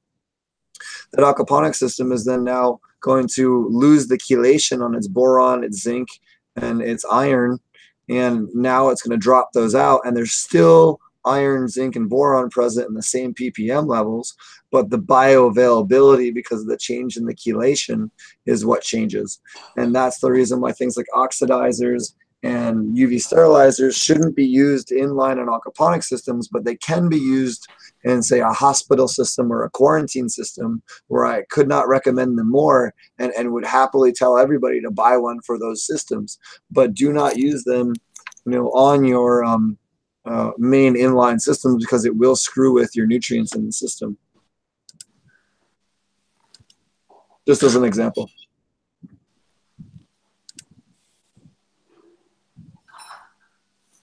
Yeah, I think the nutrients are very available in aquaponics. Even I understand what you say, potent, and you probably don't have the same input of nutrient and especially of minerals, right? Because we are in this closed environment, so you are not working with the deep rocks, and you don't have the fungus network that is going to raise and make all those nutrients available for the plants. But what is very interesting in aquaponics is that we are into this liquid environment, liquid mix, where all the nutrients are becoming available to the plants. So if they are present at the very beginning, then they're going to become available. The problem, I mean, from my perspective, I think we always feed our fish with the same type of food, and therefore we have a very specific profile in terms of nutrients. So obviously we got phosphorus, because phosphorus is present in the bones of the fish that are used to make the fish meal. So there is generally, not always, but generally there is a high quantity of phosphorus in the fish food that we give to our fish. We got a lot of nitrogen that is coming from the protein, because obviously it's the base of the molecule of the protein. So those two ones are very much covered in aquaponics. And then when we talk about minerals, I think we really need to add them physically. If you don't add minerals physically to the setup, obviously it's going to be very low in terms of nutrients. So then when you look at some studies and people are saying, oh, no, we did a study and we found that the quantity of nutrients was very low in aquaponics. I think it really depends of the setup you take as a base for your study. If you take a setup that has been run for a year with only fish food as an input and maybe some chelated iron, you're going to find that you're going to have some nutrients that are going to be quite high and some others that are going to be extremely low, just because you didn't have this input of nutrients. You know what I mean? It's really, I think if you add some, what I do, I add some rock dust as well. So just before we were talking about the things we had in the setup, I had some seashell, eggshell, and what's the name? The cuttlefish bone or the squid bone. But then I had some rock dust or a mix of minerals. The problem when you do that is you never know exactly what you are adding. And that's, I come from to the point I was trying to make before with the difference between aquaponics and hydroponics. In hydroponics, we know exactly the type of element we are adding, and we add what we think as humans with our very limited knowledge, what we think the plant needs to grow, while in aquaponics, we just create some really nice conditions, and we add some basic elements. So basic elements, I'm talking here about the rock dusts and those type of things. And then the ecosystem is going to do whatever it has to do with the mix. So I think if you add those elements in good quantities, then naturally you're going to have an ecosystem that is going to be there to make it available for the plants. Obviously, I'm not the best scientist. I'm not going to say that when you add some rock dust, it covers all the needs of the plant, because it's not true, because we know that if you have a lack of potassium, then if you add too much calcium, then the potassium doesn't become available anymore, or other types of minerals. You know, it's always related. You can cover the needs of one type of minerals, but then when you add another one, then this one becomes oxidized and it becomes less available, or you have a molecule that is going to be formed between two minerals. And this thing is just a nightmare. And my point of view is that we can't manage this. Like, we don't have the knowledge. As much as you try, the more you try to manage those micro elements, and the more mistake you're going to create, because each time you have another thing that you didn't think of that is going to happen. So my idea is to live, if you look at the forest, everything is going well. The things that are not going well are the things that are not adapted to this ecosystem. And that's what I do when I manage an aquaponic setup. I add a bunch of minerals, a bunch of rock dust, and then I put a lot of different plants. And for some reason, some of them are not going to grow well, some of them are going to grow really well. And with time, when the biodiversity is going to increase, my opinion, my theory is that the more biodiversity you have, and the more the better the elements, the micronutrients are going to be transformed and be available for the plants. So if you keep feeding your system with a good base of minerals, then they become available for the plants, and the plants that are adapted to the ecosystem are going to grow well. Just my point of view. But I think it's very hard to tell exactly, to talk about nutrients from a scientific point of view, because we don't have much data. I like it. Did these, I came in a little late, so I might be redundant in asking this. Did these guys already hit you up about the dual root zone system and talk about that? Yeah. We had a chat about it, but I don't know this term, so I can't comment. Well, it was just we worked. Yeah. You obviously tapped on like the lack of the fungi connection, the mycorrhizae connection,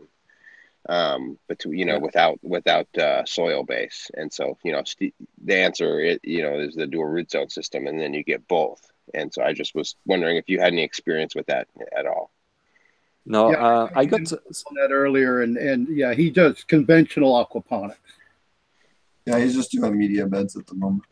Do you, and then Steve, do you add rock dust at all when you're in your systems? So rock dust is interesting. This is a great question, because a lot of people ask about rock dust. Actually, know the daughter of the Azamite fucking thing. I actually dated her for a little bit in Colorado. Anyways, long story. But so the problem with a lot of these rock dusts is that there's an issue with heavy metals. A lot of these rock dusts are actually mining byproducts. And you need to really look at the full mineral analysis on these rock dusts, because if they aren't good, you could end up just building up mercury or lead or some other wacky, or who the fuck knows what. I actually had 2 customers in Australia ask me about bore water and what their level of uranium was allowed in the water, and radon in the water, and just like, no, like 0, like you don't want that in your plants.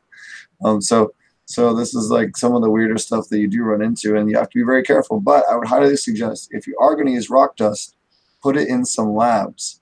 Labs are very acidic and tend to unlock a lot of the stuff in the rock dust. And so putting them in your longer term, ferments or compost teas is going to really accelerate the bioavailability of the minerals in those solutions. But you're still going to miss that fungal conversion part, Oh yeah, without the dual root zone, without having that soil. Oh yeah, and it helps a lot with bushier plants or the woodier plants, but in particular fruit trees almost require it. A lot of trees require mycorrhizae. Certain medicinal herbs also require mycorrhizae to grow, and they need that soil layer regardless. So yeah, you have to have a minimum amount of the root zone covered with that, or they will not grow. At least, and when I'm talking about grow, I'm talking about trying to compete with hydroponic production. I'm not talking about just making the thing grow or grow a couple of fruit. I'm talking about something where I could like set up a business around this, not some piddlywinks thing. Because a lot of people think that you can grow anything in a raft bed, for example, but you sure as hell aren't going to compete with the production of a dual root zone or even a media bed for certain crops, just because of how the nutrients work. So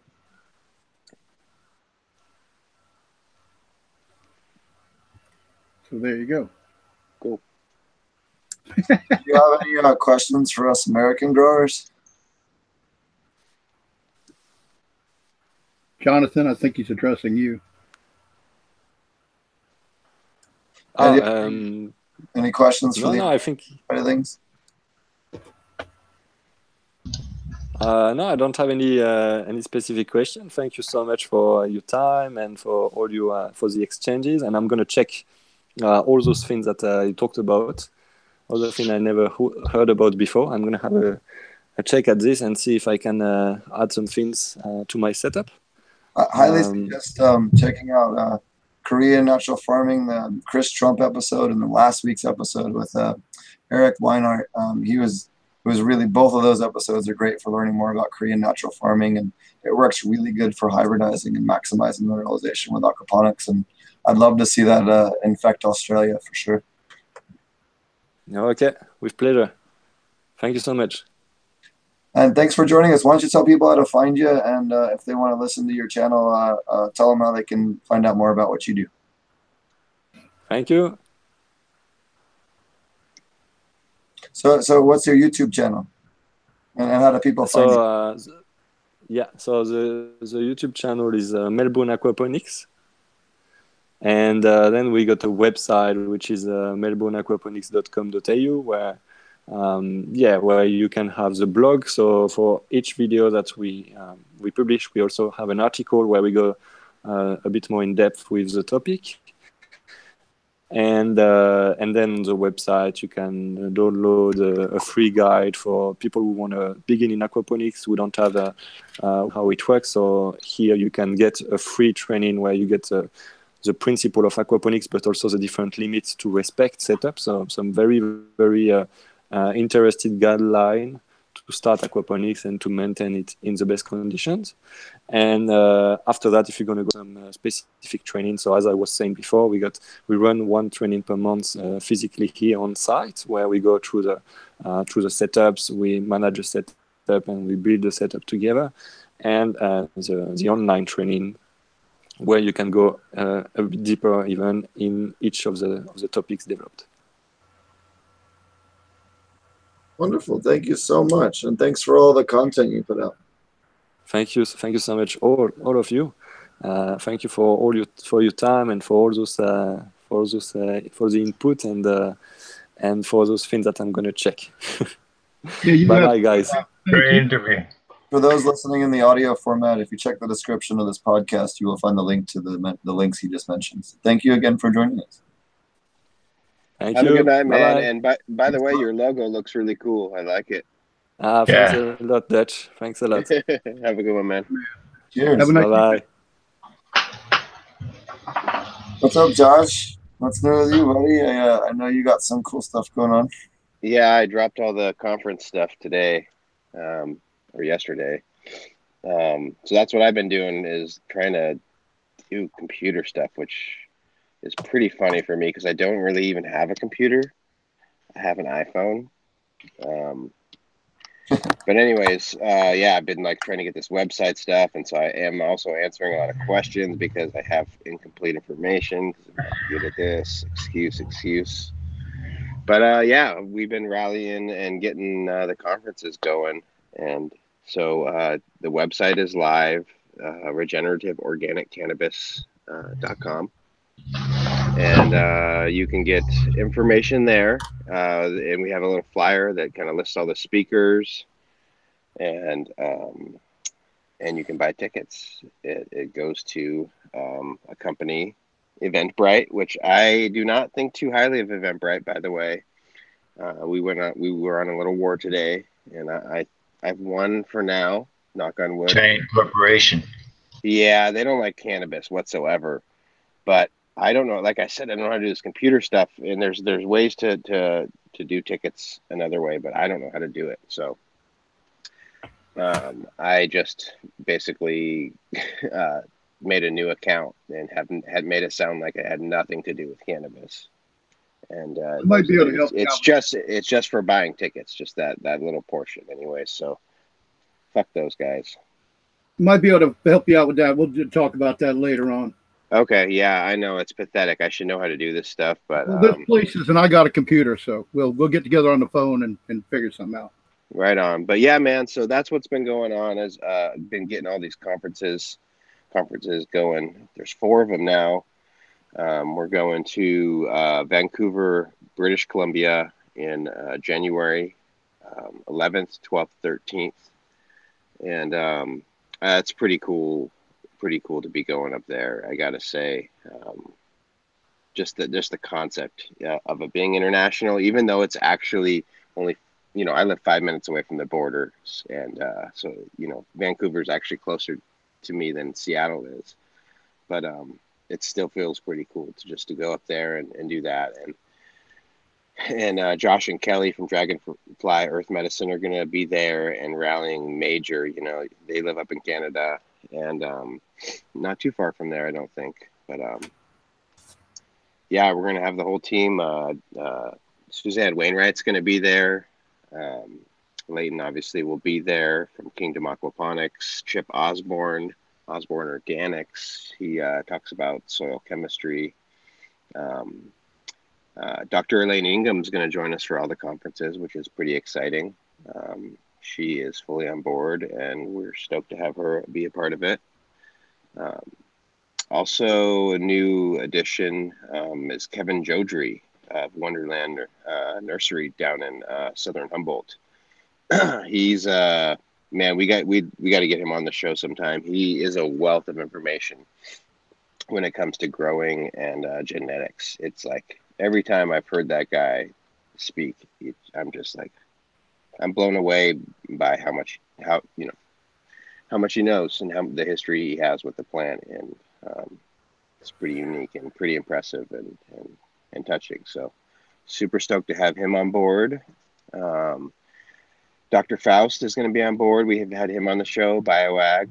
So he's really jammed up and excited and jacked up. And I don't know if he's really released it yet, but he's got some really exciting things going on in his world that will be released by the time we start these conferences. So I'm sure I'm missing a couple other people. Oh yeah, we got... I was talking to Dr. Faust the other day. He's got some cool shit. I was like, man, let me know when we could talk about that shit on the show, because that sounds fun. Yeah, I almost just said it, but he probably wouldn't appreciate that. Oh yeah, so the exciting Craig Johnson from Alpenglow Farms in southern Humboldt is going to join us for the whole thing. He spoke in Humboldt and led the Dem Pure Farmers panel and we met him in Portland. He actually came up, and he was a part of the panel, the Dempier Farmers panel up there. And man, he's just he's a legit dude. And so we're actually trying to get him on the show in the next couple of weeks to hear what he's done. He's been growing weed for a long time, and he's done it all sorts of ways. And I I'll let him tell his story, but rumor has it he went from the dark side to the white side, in terms of going from chemical fertilizer grows to totally organic, regenerative. Is that the guy that talked before me, or is that somebody else? He didn't talk. He didn't talk. Well, he did the Friday night Dempier Farmers panel, and we did I'm not sure if you made it with us. We did a little tour of his farm. No, yeah, I missed that one. Yeah, but yeah, he's a cool dude, and it'll be fun to hear all of what he's got going on. I don't know all of what he's got going on, but so he's going to be a part of all the conferences. Wendy Kornberg, she was a part of Humboldt, and she helps organize. She's going to be a part of everything, and you can see her at Sunabis Farms. She's lives right in that area as well. I'm just like shooting off the top of my head. I'm not looking at a list, so I'm sure I'm missing somebody. But yeah, we're also going to be in do another one in Redway, and that is going to be February 22nd, 23rd, 24th. And then March 1st, 2nd, 3rd is in Portland, Maine. Another exciting place. These are all places that I haven't been, other than Humboldt, so that's what's pretty exciting. Oh, you were in Portland? No, Portland, Maine. Oh, Portland, Maine. That's a question. Now that you brought that up, now you're shifted over to Portland, Maine. I've been wanting to know: have you guys decided which speakers are going to be at which show at this point? Because we know that speakers aren't everywhere. So, well, who's going to be in Michigan and who's going to be in Maine? Because that's right. I got a chance to go to. So there's Portland, Maine is the 1st, 2nd, and 3rd of March, and then March 22nd, 23rd, 24th is Ann Arbor, Michigan. Right. And as far as speakers, I'm gonna post a schedule soon. I gotta exactly figure it out. It's not that easy to orchestrate a schedule, to be honest. So the answer is no. You have not yet figured out who's going to be. Yes and no. Yeah. So yes let me. I'm trying to get there in a. I know I'm messing with you, Josh. Look at this. You see this thing I've been smoking, you guys? This is like 5-gram doobie with like 1.5 grams of bubble hash in it. 120.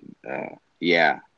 Look, I'm getting down there, but it's got me going. And then I was also drinking a kombucha that I've been making, cannabis infused kombucha.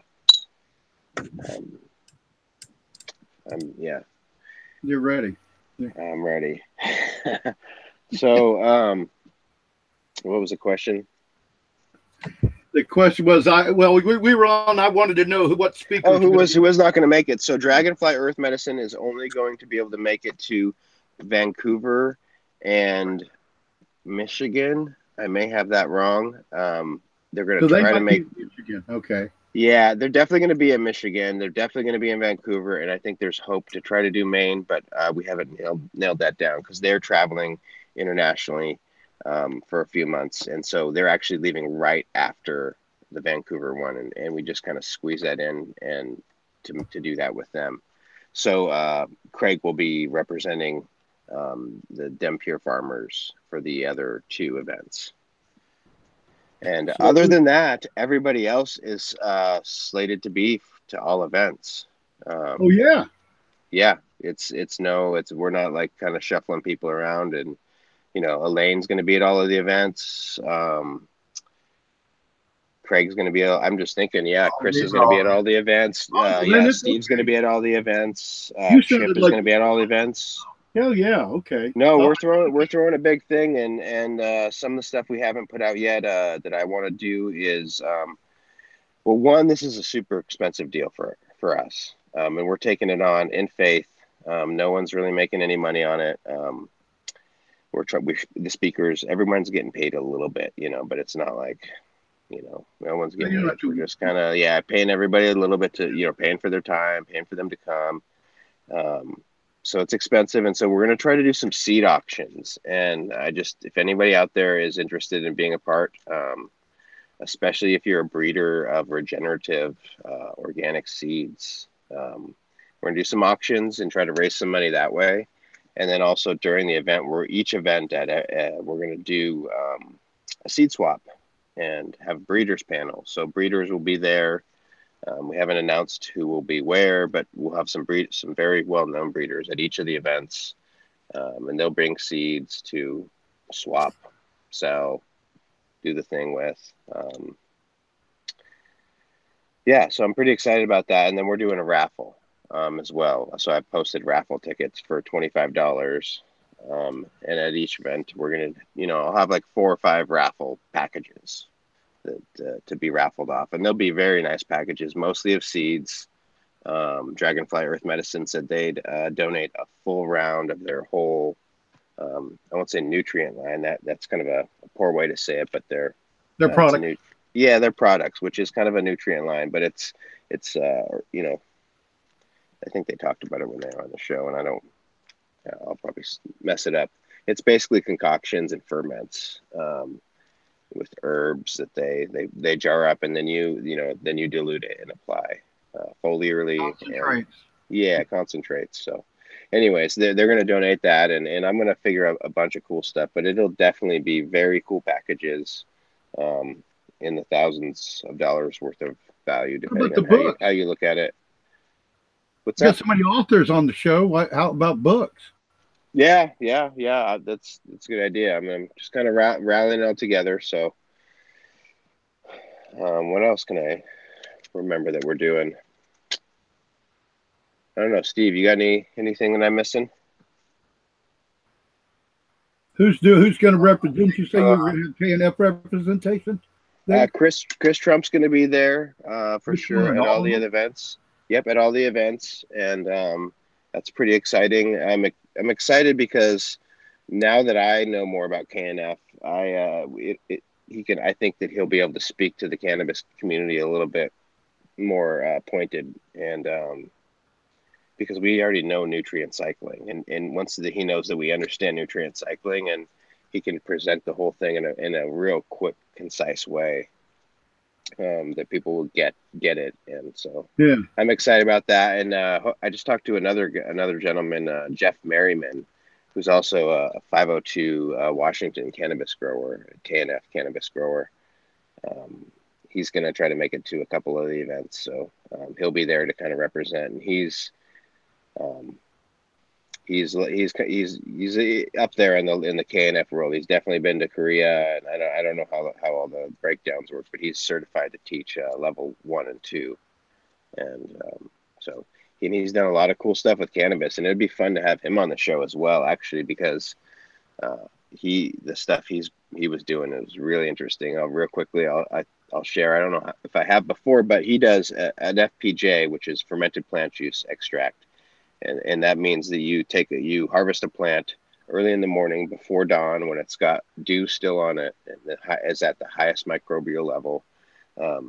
You harvest that plant, and then you bring it into your kitchen. You chop it up, into pieces that are kind of smaller than half your thumb, and you then mix it half or by twice or exactly half by excuse me, I'm stoned. You mix it 1-to-1 with sugar.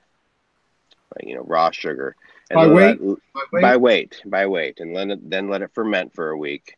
So he does an FPJ. Long way to say he does an FPJ with cannabis flowers, and when you let it ferment for a week, and then you strain out the liquid, which is like a sugary, thick fermented liquid full of all those microbes. It doesn't contain any psychoactive THC.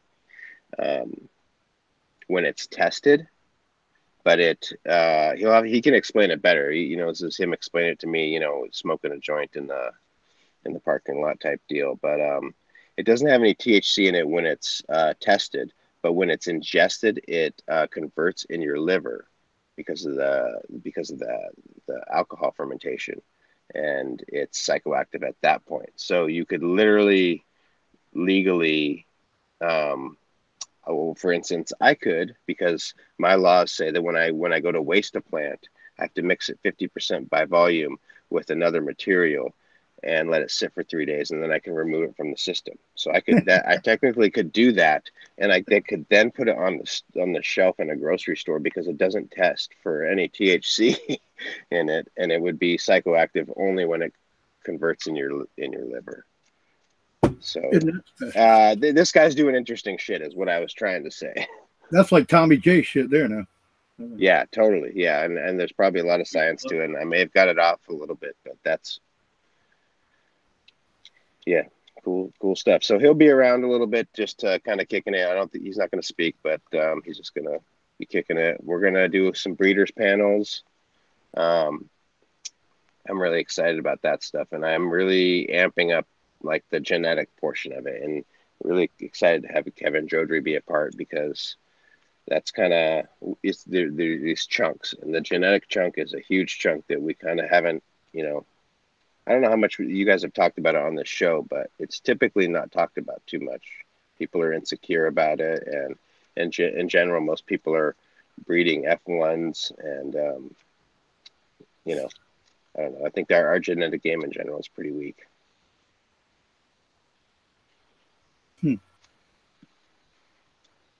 But yeah, I don't know what you have to say about that, Mr. Cherry Bomb. Wowie. I don't know. I mean, I think it's a great time to breed cannabis. I mean, I don't know. Totally. I think everybody. I think people are being apologetic and saying, oh, I don't. I'm only doing it. I'll only do it for personal. I would never charge any money or anything like that. And I'm like, no, man. It's actually all right, and you should, maybe not charge a lot, but charge something, because for one thing, when you charge people money, they plant the seeds. You know what I mean? If you don't charge them something, they're when you gift people seeds, usually they don't get in the ground that quickly, or they don't get in the ground ahead of some ones that they might have been, paid money for, or something like that. So I tell people, even if it's their first time, crossing things, doing something, I don't think it's, I think you really should test the seeds. I think ethically, the whole thing about breeding is your word and the truth and everything like that. And I think ethically, at least you should test the seeds and see. But these days, you're probably going to do. I didn't mean to knock on F1s. Sorry. Yeah, I understand, but I'm just saying that, I think that, I don't know, it's like, and also everybody, especially people who are, growing in their local area and stuff, it's time to start. I think there's a lot of wonderful things in genetics too, and there's also, now we have a lot of available land races, cool, sativas from all over the world. That, I mean, you have to wade through some truth and bullshit to be able to source these kind of things, maybe, but still, there's a lot of genetic diversity in cannabis, and I can create genetic diversity right in my own fucking garden, dude. How was the consistency on that blue hash? Because I gave you a couple of different blue hash seeds, and those were all F1s. So I'm definitely curious. They were a little variable. The three females, there was only 4. I think he gave me 6, and I think I lost 2. I think 1 damped off, and 1 I might have mishandled or something like that, or maybe the 2 didn't germinate or something. I think I remember screwing up 1 seedling by my stupid rough handling, which was really dumb. I don't usually do that. And another one I think did damp off or something like that. And maybe it wasn't the blue hash. It could have been something else. I don't remember exactly. But, okay, so of the 4 of them, you have the 3 females, 2 very similar, completely short, compact, old school, old style indica with the great big fat buds that probably wouldn't be so good outdoors up in the Pacific Northwest, I guess. The Coke bottle buds, I suppose, if it was a bigger plant.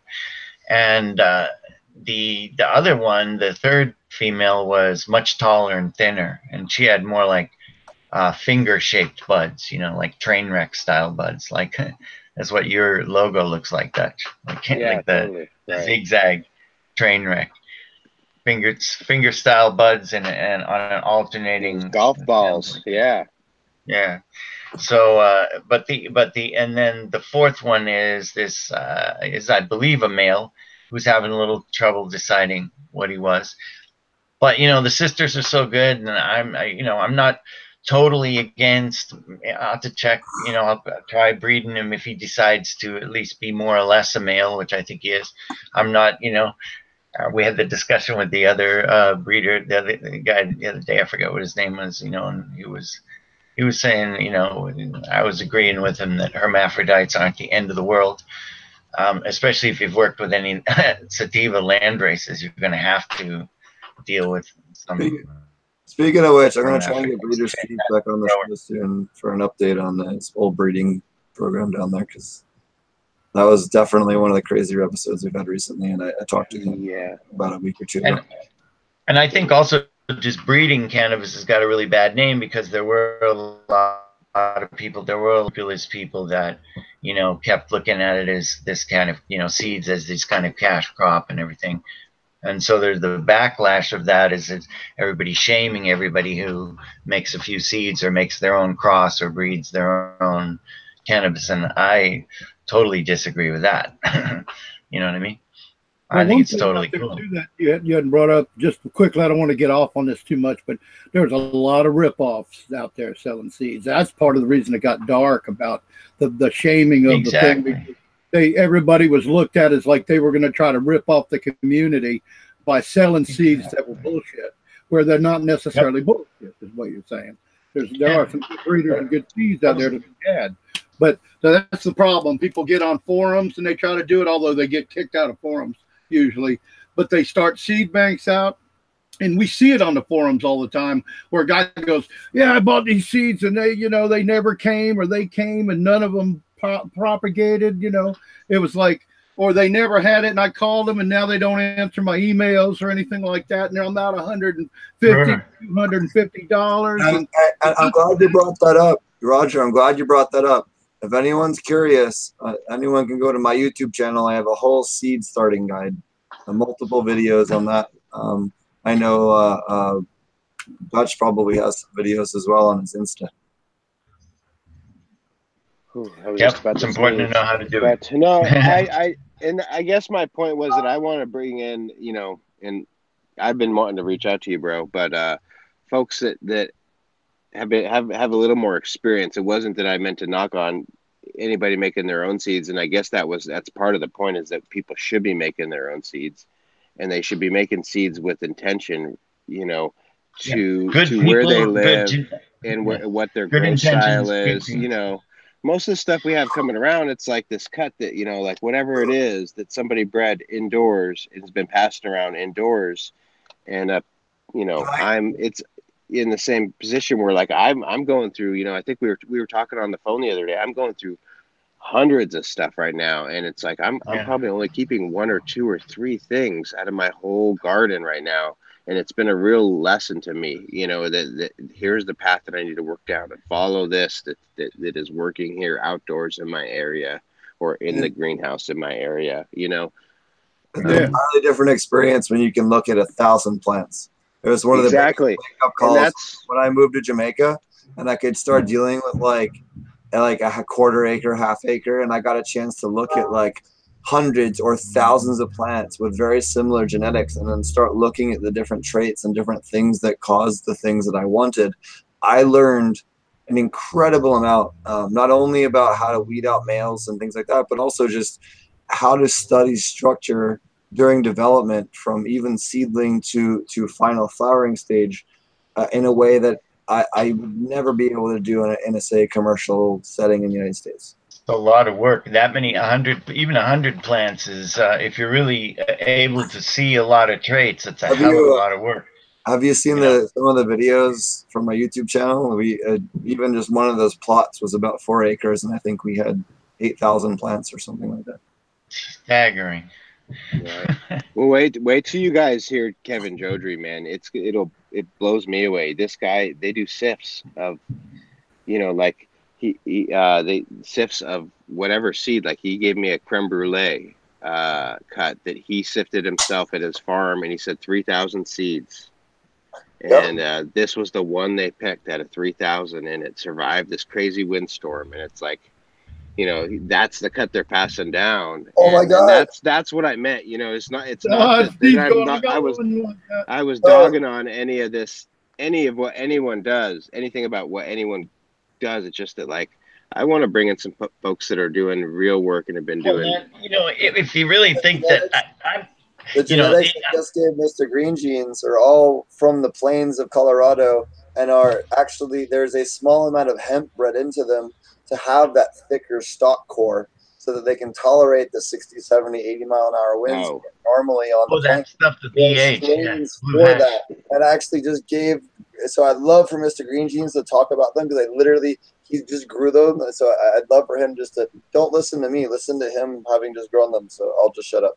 Stiffest stems I've ever seen on those blue hash, including the tall one, and they were noticeable as seedlings. You know how seedlings are often, you know, that when they're just got the little cotyledons out, you know, but these guys were, you could literally flick them, you know, like brr, brr, and they were tall. They weren't, you know, they were not like little short seedlings. They were growing up nice and tall, but the stem was just like wire already, even as a seedling.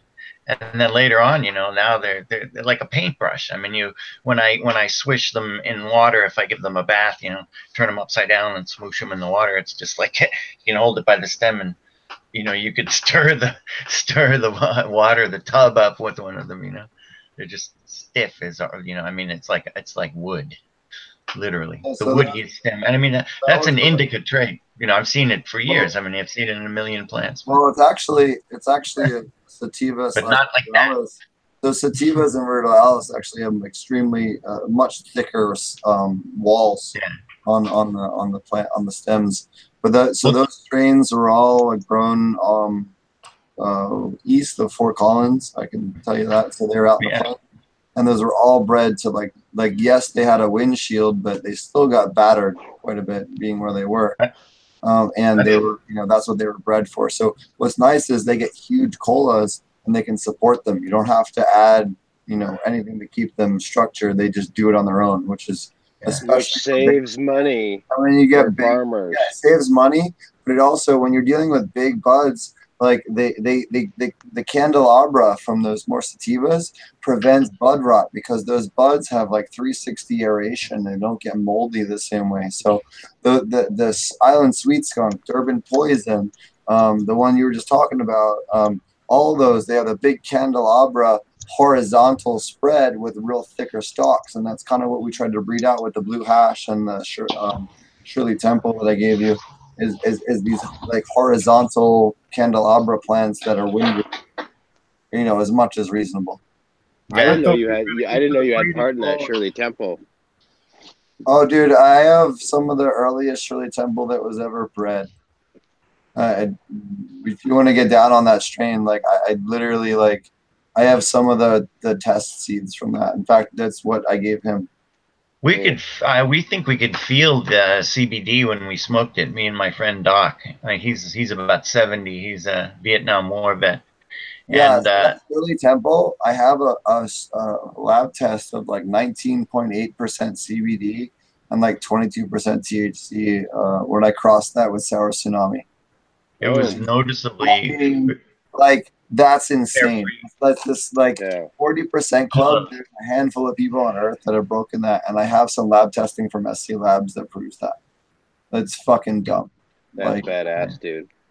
We felt like we had pillows strapped under our feet. This is one of the things that's frustrating to me when I hear about like Charlotte's Web or some of these other really low CBD strains, and you see things like Anatonic and some of these other stuff that are pushing 18, 19, 20, 30%, you know, 26, 27, 28% CBD, you know, or what's the other one? Cherry wine, I think it is. Or someone can correct me in chat. Something wine, I think it's cherry wine, or someone want to. There's a brandy wine, but that's not. No, brandy wine. In fact, I got that. Glad you mentioned brandy wine. Brandy wine is done by Dungeon Vault Genetics. They actually won the Dude Grows Cup. One of the years I was there, I know the guy that grew it. He's in my phone. I'm sorry, brother. I will. That's a really nice indica dominant But plant too. oh my God, Really that's nice. incredible. It's tricky as fuck, but it's very bushy. Beautiful. But at least in my experience. But he won that with that, and he actually was kind enough to give me some brandywine seeds as a thank you, because I helped out with and all that stuff. And I love the BrayneGro's crew. They really help support their listeners. I cannot speak highly enough. The dude and Scotty help. There's the reason why Marty and I, I was like, damn, if they can do it, I can do it. Like, I love the format of their show. They just go on, they talk about their shit, and just try to push what they're doing.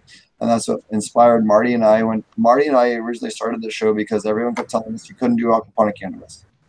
And Marty and I were growing really dope buds and posting it all the time on Facebook. And we're like, and actually, Marty and I got into a bit of a spat, and we're like, hey, you should do root zone. Now he was like, you don't need to do root zone. And anyways, it was really funny. And then we ended up hybridizing our methodology. And we're like, wait a minute, why are we arguing? We should work together and push this whole technology. So Marty and I decided, hey, let's stop like being opposing, and let's work together and have kind of two different views, but the same goal of aquaponic cannabis. So we decided to start the podcast because him and I both were getting criticized constantly on different social media things, saying, hey, this just doesn't work. And we're like, hey, I got pictures of really fat dank buds that kind of prove that wrong. Like, what the fuck? So we wanted to educate everyone. So we did that for a long time. And then now you can only do aquaponic cannabis so much, to be honest with you, before you're not going to get more guests.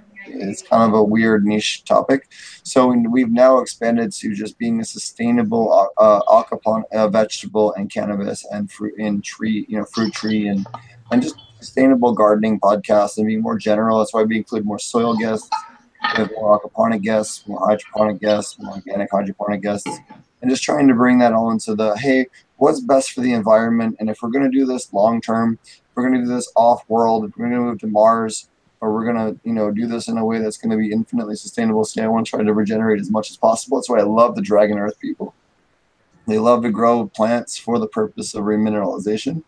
And I love that concept, and I love to hybridize that with KNF and with the aquaponics. And I'd love to, I feel like they have incredible work, but you could hybridize that with some of the other stuff that not only myself, but other people are working on, and come up with something that's even fucking trippier than what they're working on. And that's something that, I can't wait to go to BC and see their farm and trip out with them on. And I'm super excited about Josh and all the hard work he's done to put these conferences together and get a chance to spend time with these people on their local turf.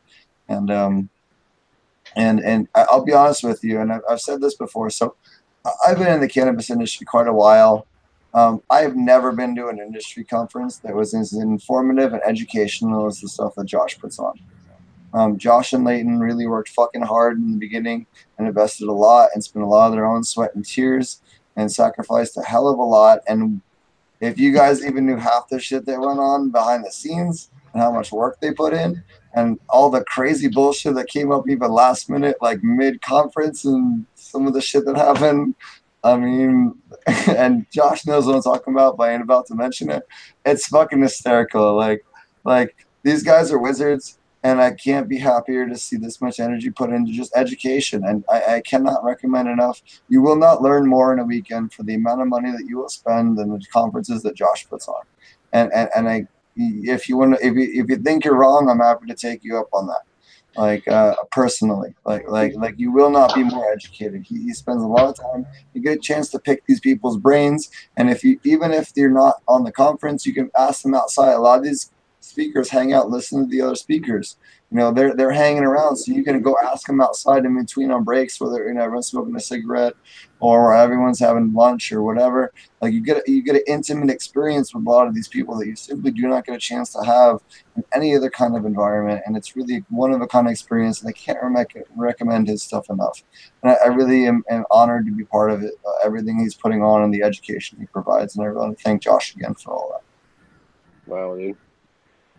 Yeah, I can't wait, man. I can't wait. Work. One other funny thing. I mean, just because you're saying it, Look at my stoned red cheeks. I just finished that thing. I'm really ripped on it. But we're talking about, as I say it, we're talking about starting a school, and it's not for sure yet, but we're just start putting the word out to see if there's any interest. And a school might be too big of a word, but maybe not. Maybe it's too small of a word. In some ways, it would be like a 10-month, 12-month deal. On my farm here in Washington, and it would include pretty much all the speakers from the conferences on a larger scale. You know, some more time and more intimate. It would just, you know, this is going to be for a few people. You know, 10, 15 tops type deal, and you'd go through all the stuff. So when you were talking about it, Steve, I was getting super excited. I don't know if you saw me. I was just like, yeah, because you're like combining all the stuff together is really what my jam is. What's great is you can be an aquaponic expert, a soil expert, a hydroponic expert, and you will learn a whole bunch of different things for pest management or nutrients or whatever. There's so many different topics that are covered, and like, some of the stuff is groundbreaking. Like some of the stuff that I've talked about with Dr. Faust without getting into details has been incredible, and definitely check out his episode. Dr. Epstein, also, maybe I mispronounced his name, but also he had a great episode as well on the podcast. He was part of the conference last time.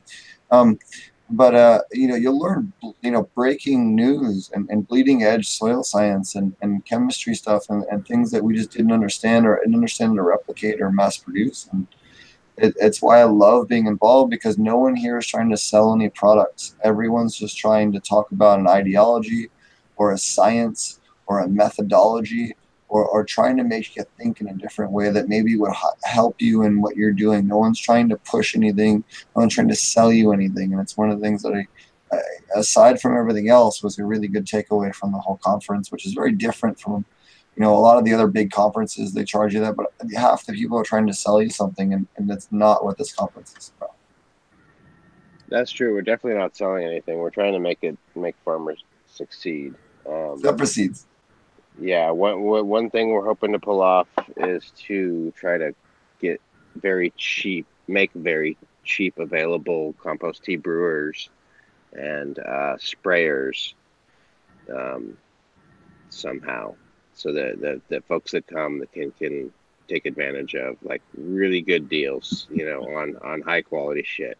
I have a couple ideas, but I don't exactly have it figured out, so I'm being kind of vague, but it's kind of what we're trying to do, is trying to really put all the tools. Here's genetics. If you actually need them, there's a seed swap. People are bringing beans. Like, here's the how-to on IPM, on KNF. You know, and these aren't. It's not a full meal deal, but here's the KNF. Here's the, you know, soil food web basics with Elaine. Here's what Leighton does. Here's chemistry with Chip. Here's aquaponics, and like, that's kind of where I was talking about. The idea of a school is that's really my jam, and I see a place for all of this stuff in a really truly functioning farm. I'm not sold on any of them 100%. Like, I wouldn't, if I had all the money, I wouldn't set up a full on aquaponic farm, and maybe you would, Steve, and that you know, that's cool, you know, but I see there's a lot of places that I would want to put it. And even in one greenhouse, like, I think there should be an aquaponic component to every greenhouse because of the sustainability it brings to having, you know, the media beds that hold the heat or cooling, and all the water. Like, you know, so I see it as definitely a part of almost every little environment you're setting up. But I also really am into the mycorrhizae connection and the connection to the actual earth. And I think that's important to the plants actually get grounded electrically to the earth and have connection. And anyways, I'm ranting, but so I'm just throwing the school idea out there. There's kind of some serious talk about it, and it could be a real cool thing. It would be a big deal, and we try to have job placement be a part of it, and scholarship be a part of it, because it's expensive to do it, very expensive. Like, as expensive as it is to go to college, to be honest, for a year of college. But there's ways to work it out, and we can grow weed and sell weed to pay for it. That's kind of cool. So I think that's a cool concept, that people come to school to learn how to grow weed, and market it and sell it all the way through, and use all these different techniques, aquaponics, KNF, no-till, soil food web, you can test it all, put it all, anyways, just throwing that out there. That's a good concept you came up with. I know it would be fun, and keep your farm going too. Yeah, for sure. Keep me busy as heck. What was it last week, Eric? I love that. I wasn't there with the. Yeah, I know that's the KNF thing, right? The heart. It was the heart. Yeah, the heart. Yeah, the heart. But they do the half, so that you do it with somebody else, and you meet up, and it's the right. So the other person's doing this half, and you're doing this half. Yeah. Oh, I got you. Right, yeah. So it's like like if you and me, you do this half, and I do that half, and it'd be like a handshake, yeah. Or you do it with your hands, right? Yeah. Okay. Yeah, that's what they do. Cool. And they say aloha a lot. I missed the show, and I haven't had a chance to listen to it, but I really want to. What, last week? Yeah, last week with Eric. Yeah, because you were at home. Yeah, I was out of town. Yeah, man, it was good. That's what I said when I found out you were in chat. I said, or I had just said it or something like that. Josh is gonna hate the I had just landed. That's what was going on. I was flying and I had just landed, and I was like, oh shoot, I'm missing the show. So I hopped on chat as we were taxiing in, and I was like, saying what's up. Yeah, you'd have liked to have been on that panel. I was like, damn, that Josh would have been talking about this right here. Yeah, well, it sounds like Eric would be back would be glad to be on again. He was, he was another one of those guests we had a great time with. He's had his own different way of explaining things, which is really cool. Is he? I don't know. I don't know him at all. Does he have experience with cannabis? Can you talk about that? What were we? I think so. But Steve, do you remember? Because we talked so much. It wasn't so much about cannabis as KNF we talked about last week, and I'm sure it came up. But as far as I wouldn't be the one to answer that for sure. Perhaps Mr. Green Jeans or especially Steve might be able to remember. Where we delved into cannabis. It'd be cool to have Jeff on, just because Jeff and him just did a tour of sorts. Teaching KNF in a couple spots. Yeah. And, but yeah. So you didn't say that. You said so he can do level 2, and now because of you going to Chris's school, you can teach level 1, right? Isn't that true? Yep. Level 1's like a bit. Yes, it's like an introduction. Yeah. So kudos to you for going to school, and now you're a level 1 KNF instructor, and you got a friend that's a level 2 instructor, and we know Chris and Eric, and we're pretty much hooked up, Bubba. We really had a great time last week. We do with all our guests, but yeah, Eric was great. He took it on the chin a couple times pretty good too. Yeah. And he was, real good sport. Oh, cool. Oh yeah. Yeah. It was a blast. We had our analogies. I love the analogies that were coming up, the way they explain it, like a parable, like something else in life or something, that how do you compare it so that a layman can understand that this means this, and what Steve Pat, you notice how Steve couldn't talk all night, and then all of a sudden when he got on that that rant a while ago, he was like, his voice got higher pitched, and he was like, all he needed to do was talk for a while, I guess. Get excited, yeah. Loosen back up again. Yeah. A little bit. My voice is still pretty shut. No, I know. I'm just because I couldn't get you to respond, so I figured I'd pick on you. I'm the world's worst joint roller. You guys are about to see it. Oh, Lordy. It's gonna happen right here on live. I thought this was a tutorial. TV live TV action here. It's on So, YouTube. Well, we're in a kind of a segue area. I want to give a shout out to Aquaponic Dummy. I didn't get to actually talk to him, but I did get to Skype or message with him, and found that he's back home in Maine. You know, I think we mentioned it last week, or maybe not. I told somebody, but the city of Van Buren, Maine, had half emptied out his store and his residence and stole almost everything he had of value. You know, allowed people go. You know, they went in there and they're going through a big thing, but he's back home and he's fighting them, and looks like he's going to do okay. He's going to come out okay, hopefully. Got a lawyer and all that stuff, and I don't want to go too much beyond that. But he said he's then going to go on a vacation. He's decided that because they destroyed everything he had built there, he's not going to give it up, because that's what he considers his home now. But he is going to go on a little tour. He's going to come down and see us, and I'm going to try to get him to meet us at the conference too. There's a very good chance he might be able to come to one of the conferences, and because he's in Maine, so I originally. You're thinking about coming out there to Portland? Well, I'm considering. I'm going to look at the one that's the best one for me at the time, since everybody I want to see is going to be at both of them. And it also has to do with him. If I can only go to one, then it might just be Maine if he's going to go. But if he's not going to go, I might go to Michigan. It just depends, You'd really be down to hear Josh and Kelly. What they do is they were on the show. Dragonfly, you mean? Yeah, they were on the show, exactly. You know them, but what they do is so really magical, and they just bring a whole cool dynamic to it. But the ones that told me I could ferment that, I could ferment hemp and get all the things. That's nice. There, no, it's not. Look at that. Pregnant. It's pregnant, is what they call it. Looks like a club. Yeah. Yeah. See, you got to make two hills and a dent in the center. Yep.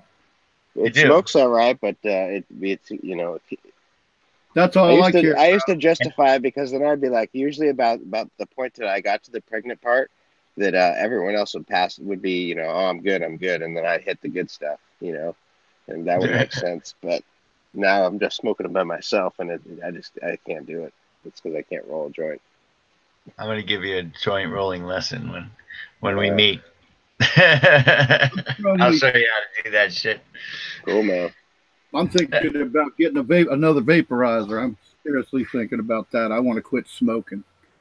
Yeah, this PAX is really good, Roger. I highly recommend this PAX 3. It's a nice one. You guys ever seen this? This is what I rolled that big Bleezy with. Oh yeah, cool, yeah. Nice. Have you seen these devices where you like? Totally. You pack it in there. It's got a little pen, and you just like, close it's it like up. The old cigarette machine. Yeah, that's like the old cigarette. Jam it in there. Yeah. You get a paper and a round cylinder. So what is that PAX 3? Just a vaporizer? Yeah, it's for dry herb. It's for dry flower, and it also has a there's a little oven in there, but it also has an extra attachment, an oven that can use concentrates. Right, that's similar to my iolite. I have an iolite that I told you about, but I've never been able to find it, because I kind of know where it is, but I have to move a bunch of shit to dig it out from underneath a seat. Like in my studio, I've got all these seats that come up in their storage area. I got guitar amps and guitars, or it's under my bed, which got, it's just a pain in the ass that y'all have. But I'm thinking about buying that's nice. I like those, but I was going to buy a more powerful one. Like I was thinking about buying I might go to buy a volcano or a Silver Surfer or something like that. That's what I'm talking about. This company called Ariser. It makes some really nice table ones, and Yeah, that's what I'm saying, a table one. I want a table one. Yeah, I've got one very similar to that. I bet you, because you say it's got a little chamber, it's got a little pin that sticks up in the middle. Yeah, that's just like an iolite. Does it run off of propane? I mean, No, the packs, no, it's electric. oh, okay. Well, No, it's electric. Mine runs off of butane, and then you never need a battery. It just has one of those electrostatic clickers, like a grill. And you use like quintuple refined butane, vector butane, and you put it in there. That's why, hey, for you people out there, here's a little public service announcement. You know all those real nice butane lighters you got that won't ever light?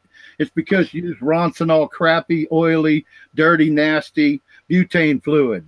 If you want to make those lighters work again, look on eBay or Amazon or somewhere and find some Vector quintuple refined butane and load that sucker up with that, and it'll blow out that crap, and your nice lighters will work again. And that works for and if you've got a butane powered vaporizer or anything, you got to make sure you use a very clean, and it's not that expensive really. I buy cans that are about that big around, quite big, quite a lot of loads of butane for a few bucks a piece. I usually buy like 2 or 3 at a time.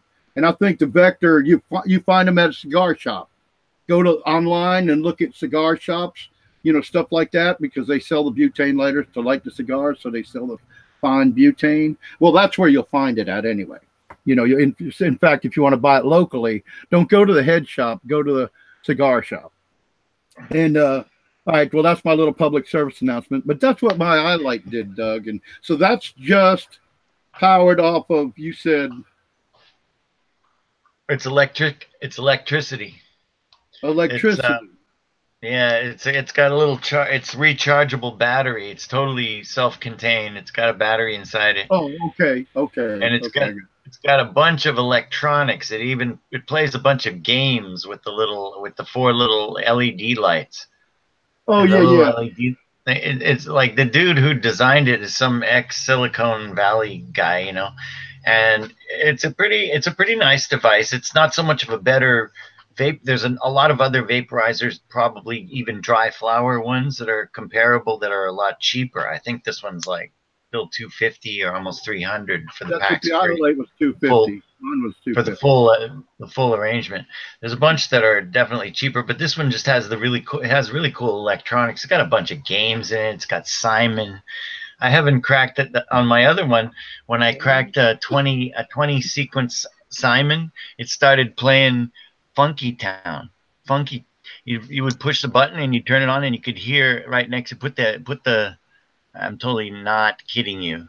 You put the put the end of the packs next to your ear, and you hear and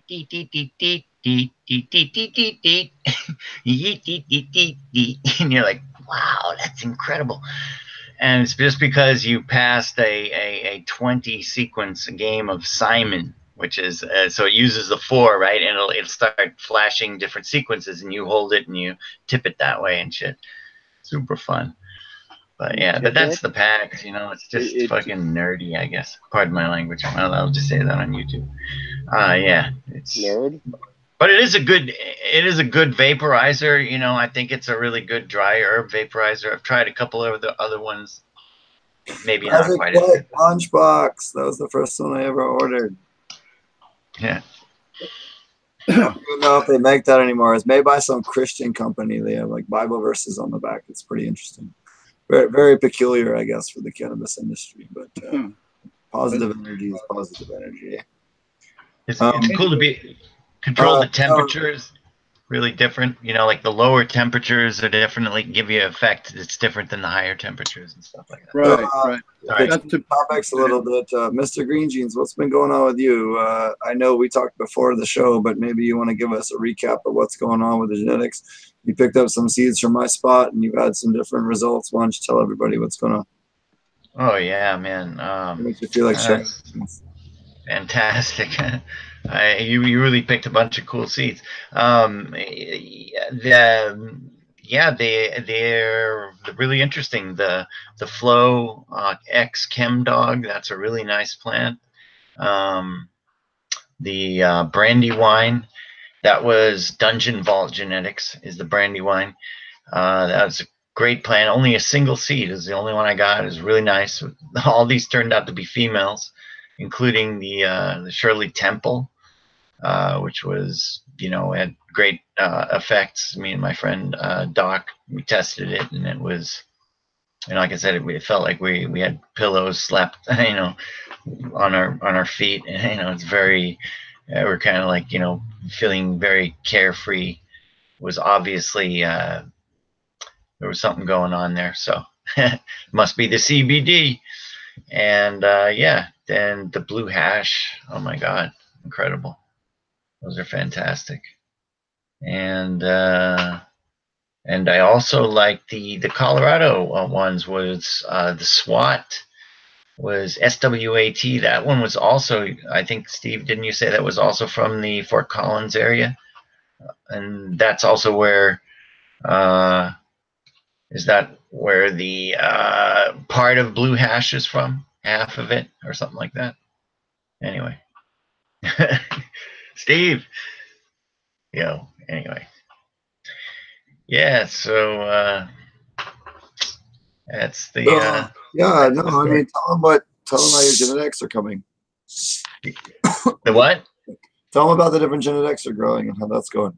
Yeah, that's I've grown a bunch of your stuff, and then of course I've got this giant collection of select clones and everything like that, and a bunch of nice tested males and everything. So yeah, so I made some crosses. I crossed the because I had to. A couple of the plants you gave me were the seeds were females, so they had no brother. There was nobody to cross them with. So I let's see, the Shirley Temple, she got crossed with the Grand Slam, with Grand Slam male. Grand Slam is also Dungeon Vault genetics, I think, right?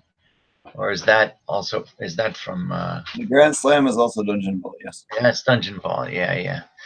And the other ones, the other two single ladies, the Brandywine and the Flo Chem Dog, I crossed them both with White Wizard because I had a nice White Wizard male who was kicking around. He was doing his thing. And so I got those seeds are half and half. And then you're also the blue hash, which you say is an F1. So that was already a cross between something and something else. What were the parents of that? What if, So that was a hash plant and a blue dream. On which side? That I crossed. Yeah. Male. And I back crossed that with an Afghan one. So it's a cross of a cross. Right, but which one was the male and which one was the female? Oh, sure. So the hash plant was the female and the blue dream was the male. Original. Oh, nice.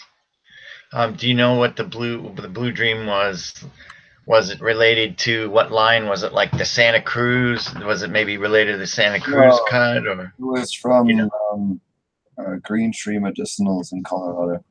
Oh yeah, Green Tree Medicinals. Nice. So, yeah, sorry, I'm just trying to get some backstory too, because you have to be. This is the important thing about breeding, folks. Is the story is everything, right? So it was the blue dream from there, and then they had a hash plant. Yeah.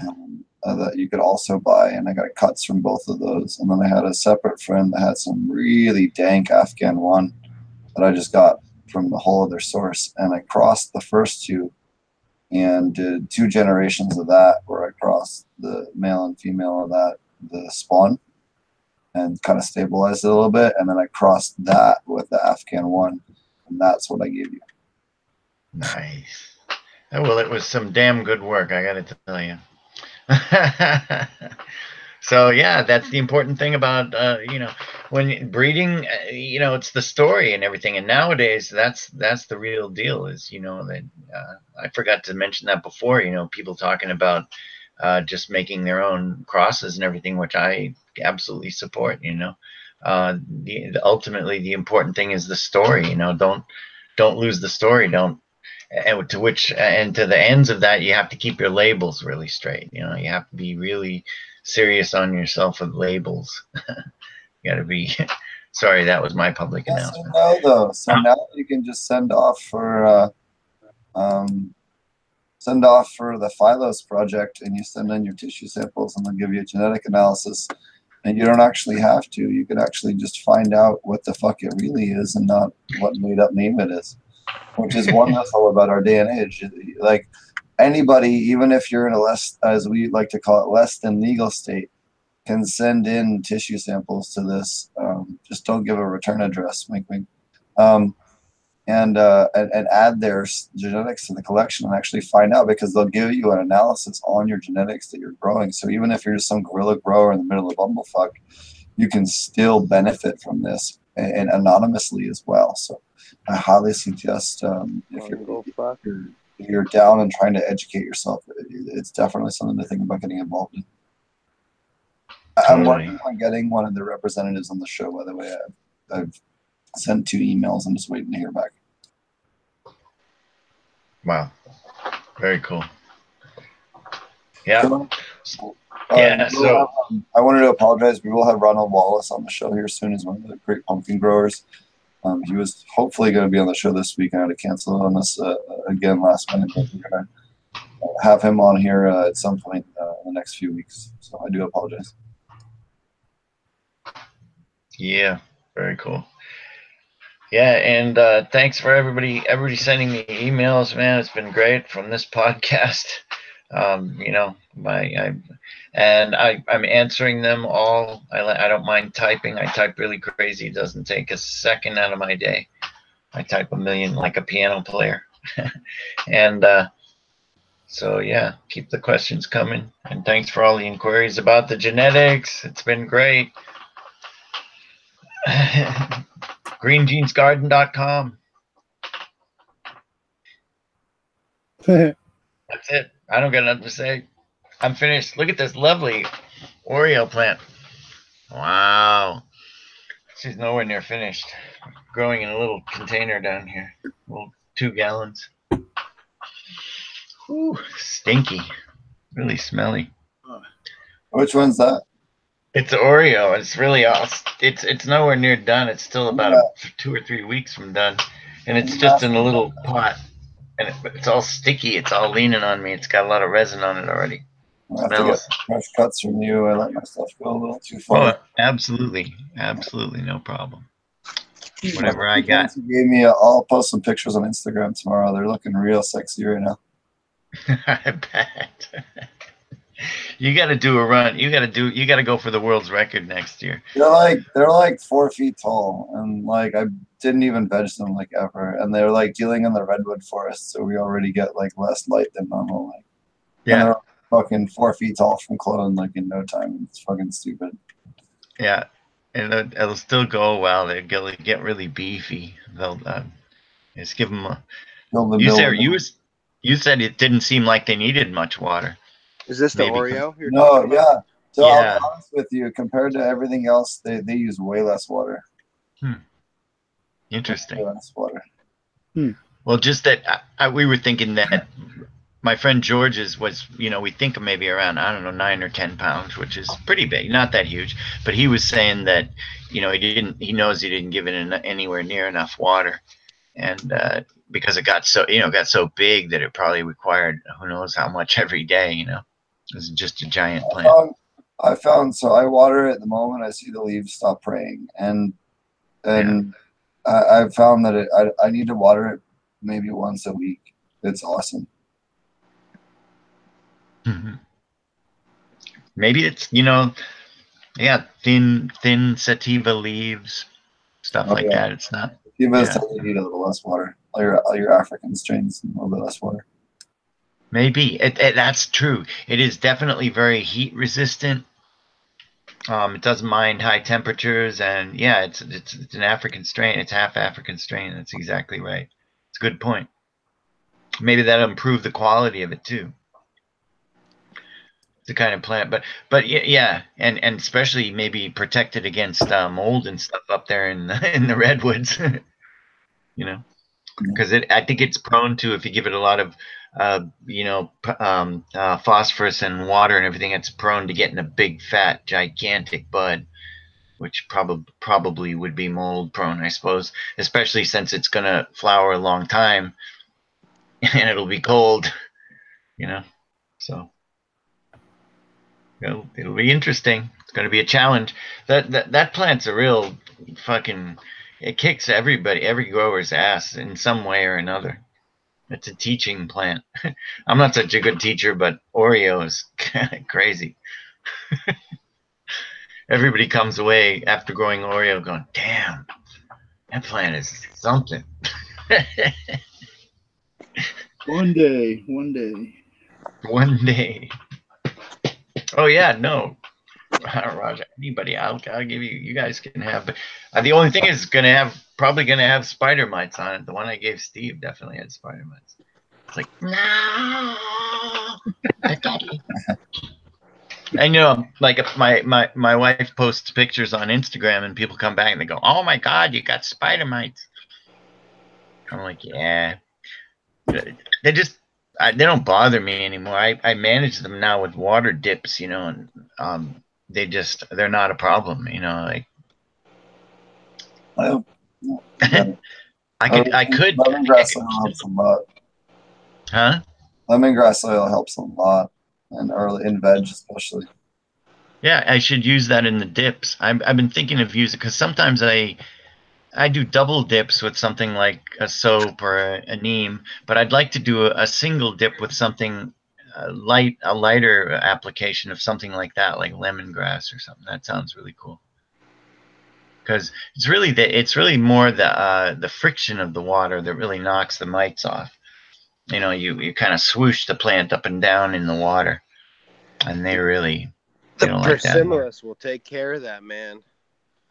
The what? The persimmilus. You mean the predator mites? Yeah. Yeah, but and in fact, I have them in the backyard. I have predator mites. Just the other day, what I do sometimes is I take a plant outside and then I bring it back inside. Oh yeah, and the other day. Yeah, because you take it outside, the predator mites get to it, then you bring it back inside. Yep, and they spread around. I've done it a million times. It's really funny because it's like the opposite theory of a lot of people are trying to block out the outside. I think I was talking about this the last podcast. The idea of the sealed grow room, and all this, the controlled environment. I'm kind of trying to bring the outside in, and predator mites. It's definitely a way to go. And the ones that you get in your yard are pretty cool because they're already, they kind of, maybe I have no idea what species there are, and I know there's a couple different ones. You can usually tell they run fast. Hey, there's one of those speedy dudes there. Right? They have to be able to run down the other mites. Yeah. Quick. Quick, yeah.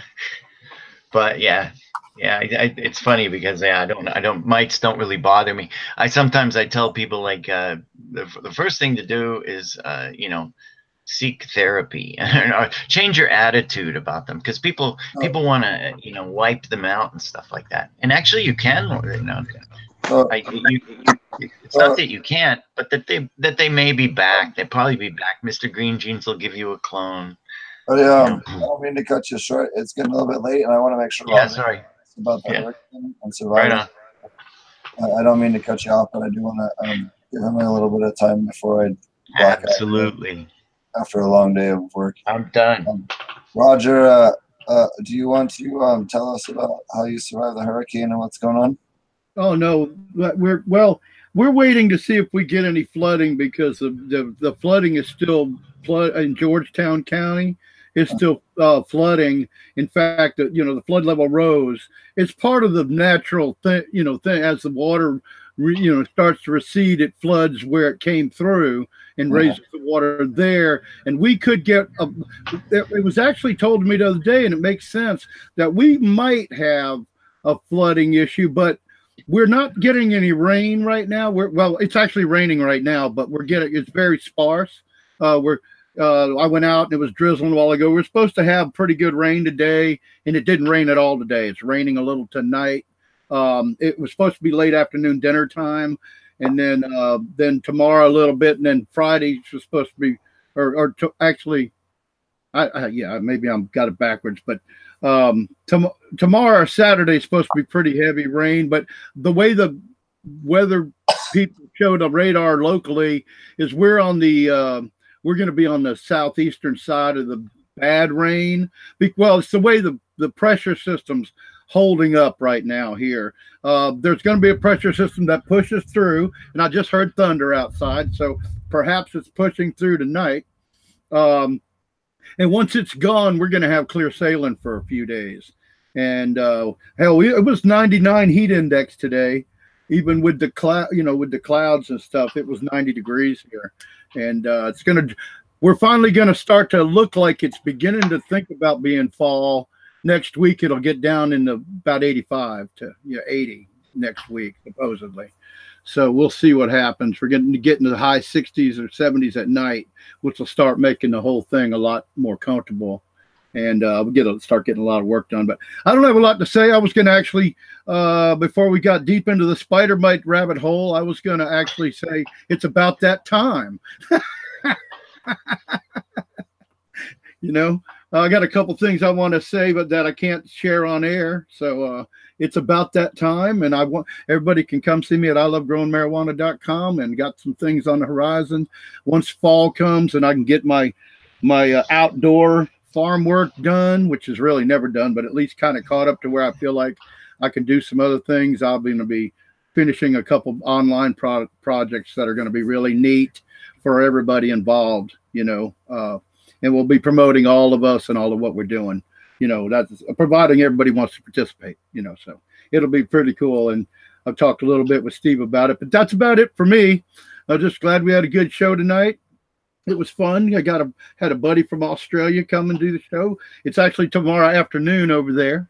He was doing that mid-afternoon. For those of you that don't know, he joined us a little after lunchtime, and he got off around about 3 o'clock, 2:30, 3 o'clock in Australia tomorrow afternoon. So thank you very much, Jonathan. That was really cool to hear about what you're doing over there and how you're French in Australia and all that stuff. And we got a little soap opera going on over there. That's me. Hey, like Mr. Green said 20 minutes ago, I got nothing else to say. All right. Anybody else have Josh, why don't you tell people how to find you and your website one more time before we go close up? Dutch Blooms on Instagram. I also do the Regenerative Organic Cannabis on Instagram, but the website is regenerativeorganiccannabis.com. So, yeah.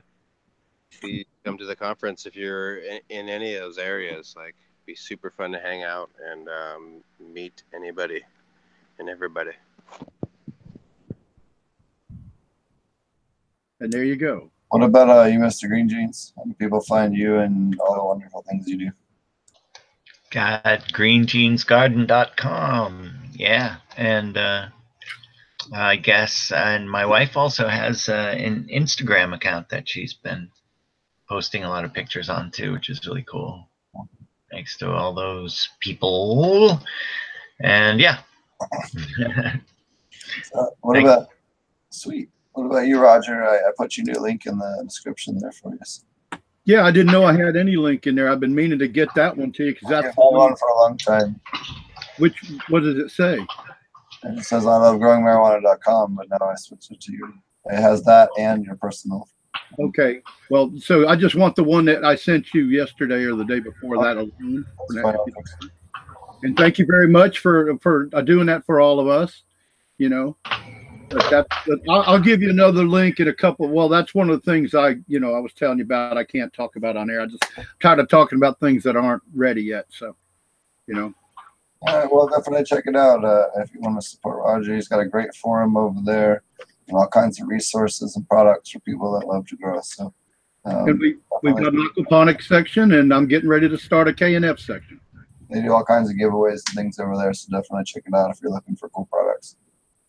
We have fun. It's a very friendly and mature forum. You won't get called stupid, and you won't be cussed out over there. Guarantee it. Yep. All right. A learning environment. I've been running around like a maniac. I was up at the Castro Castle last week. Big shout out to Wayne Justman and Jeff Perone. I was up at and hanging out with them, so that was a lot of fun. And then just working on licensing stuff and just trying to tighten up some of the stuff we got going on the business end and move in this weekend, so hopefully. Good for you. Trying to figure out what day I can move into my new place. I got everything settled. I just don't know what my move-in date is, but I'll be in a really cool spot near the beach. And yeah, so if we end up not having a show next week, it's just because my internet connection isn't been set up yet. Hopefully that'll happen, but no guarantees. So yeah, just as a heads up, if there isn't a show next week, it's not because anything happened. I just couldn't schedule the internet guy to install internet where I'm living in. Alrighty. So anyways, thanks everyone for watching, and we'll catch you guys again next time. Cheers. Y'all have a good night now. I appreciate all of you that watch on the episode and listen to the audio formats. Check them out at SoundCloud, iTunes, YouTube, Weed TV, the Weed Tube, Reddit, all over the place. I try to post it up as many places as I can. So if you're listening to it in any of those other formats and you want to watch a video version or an audio version, now you know. Cheers.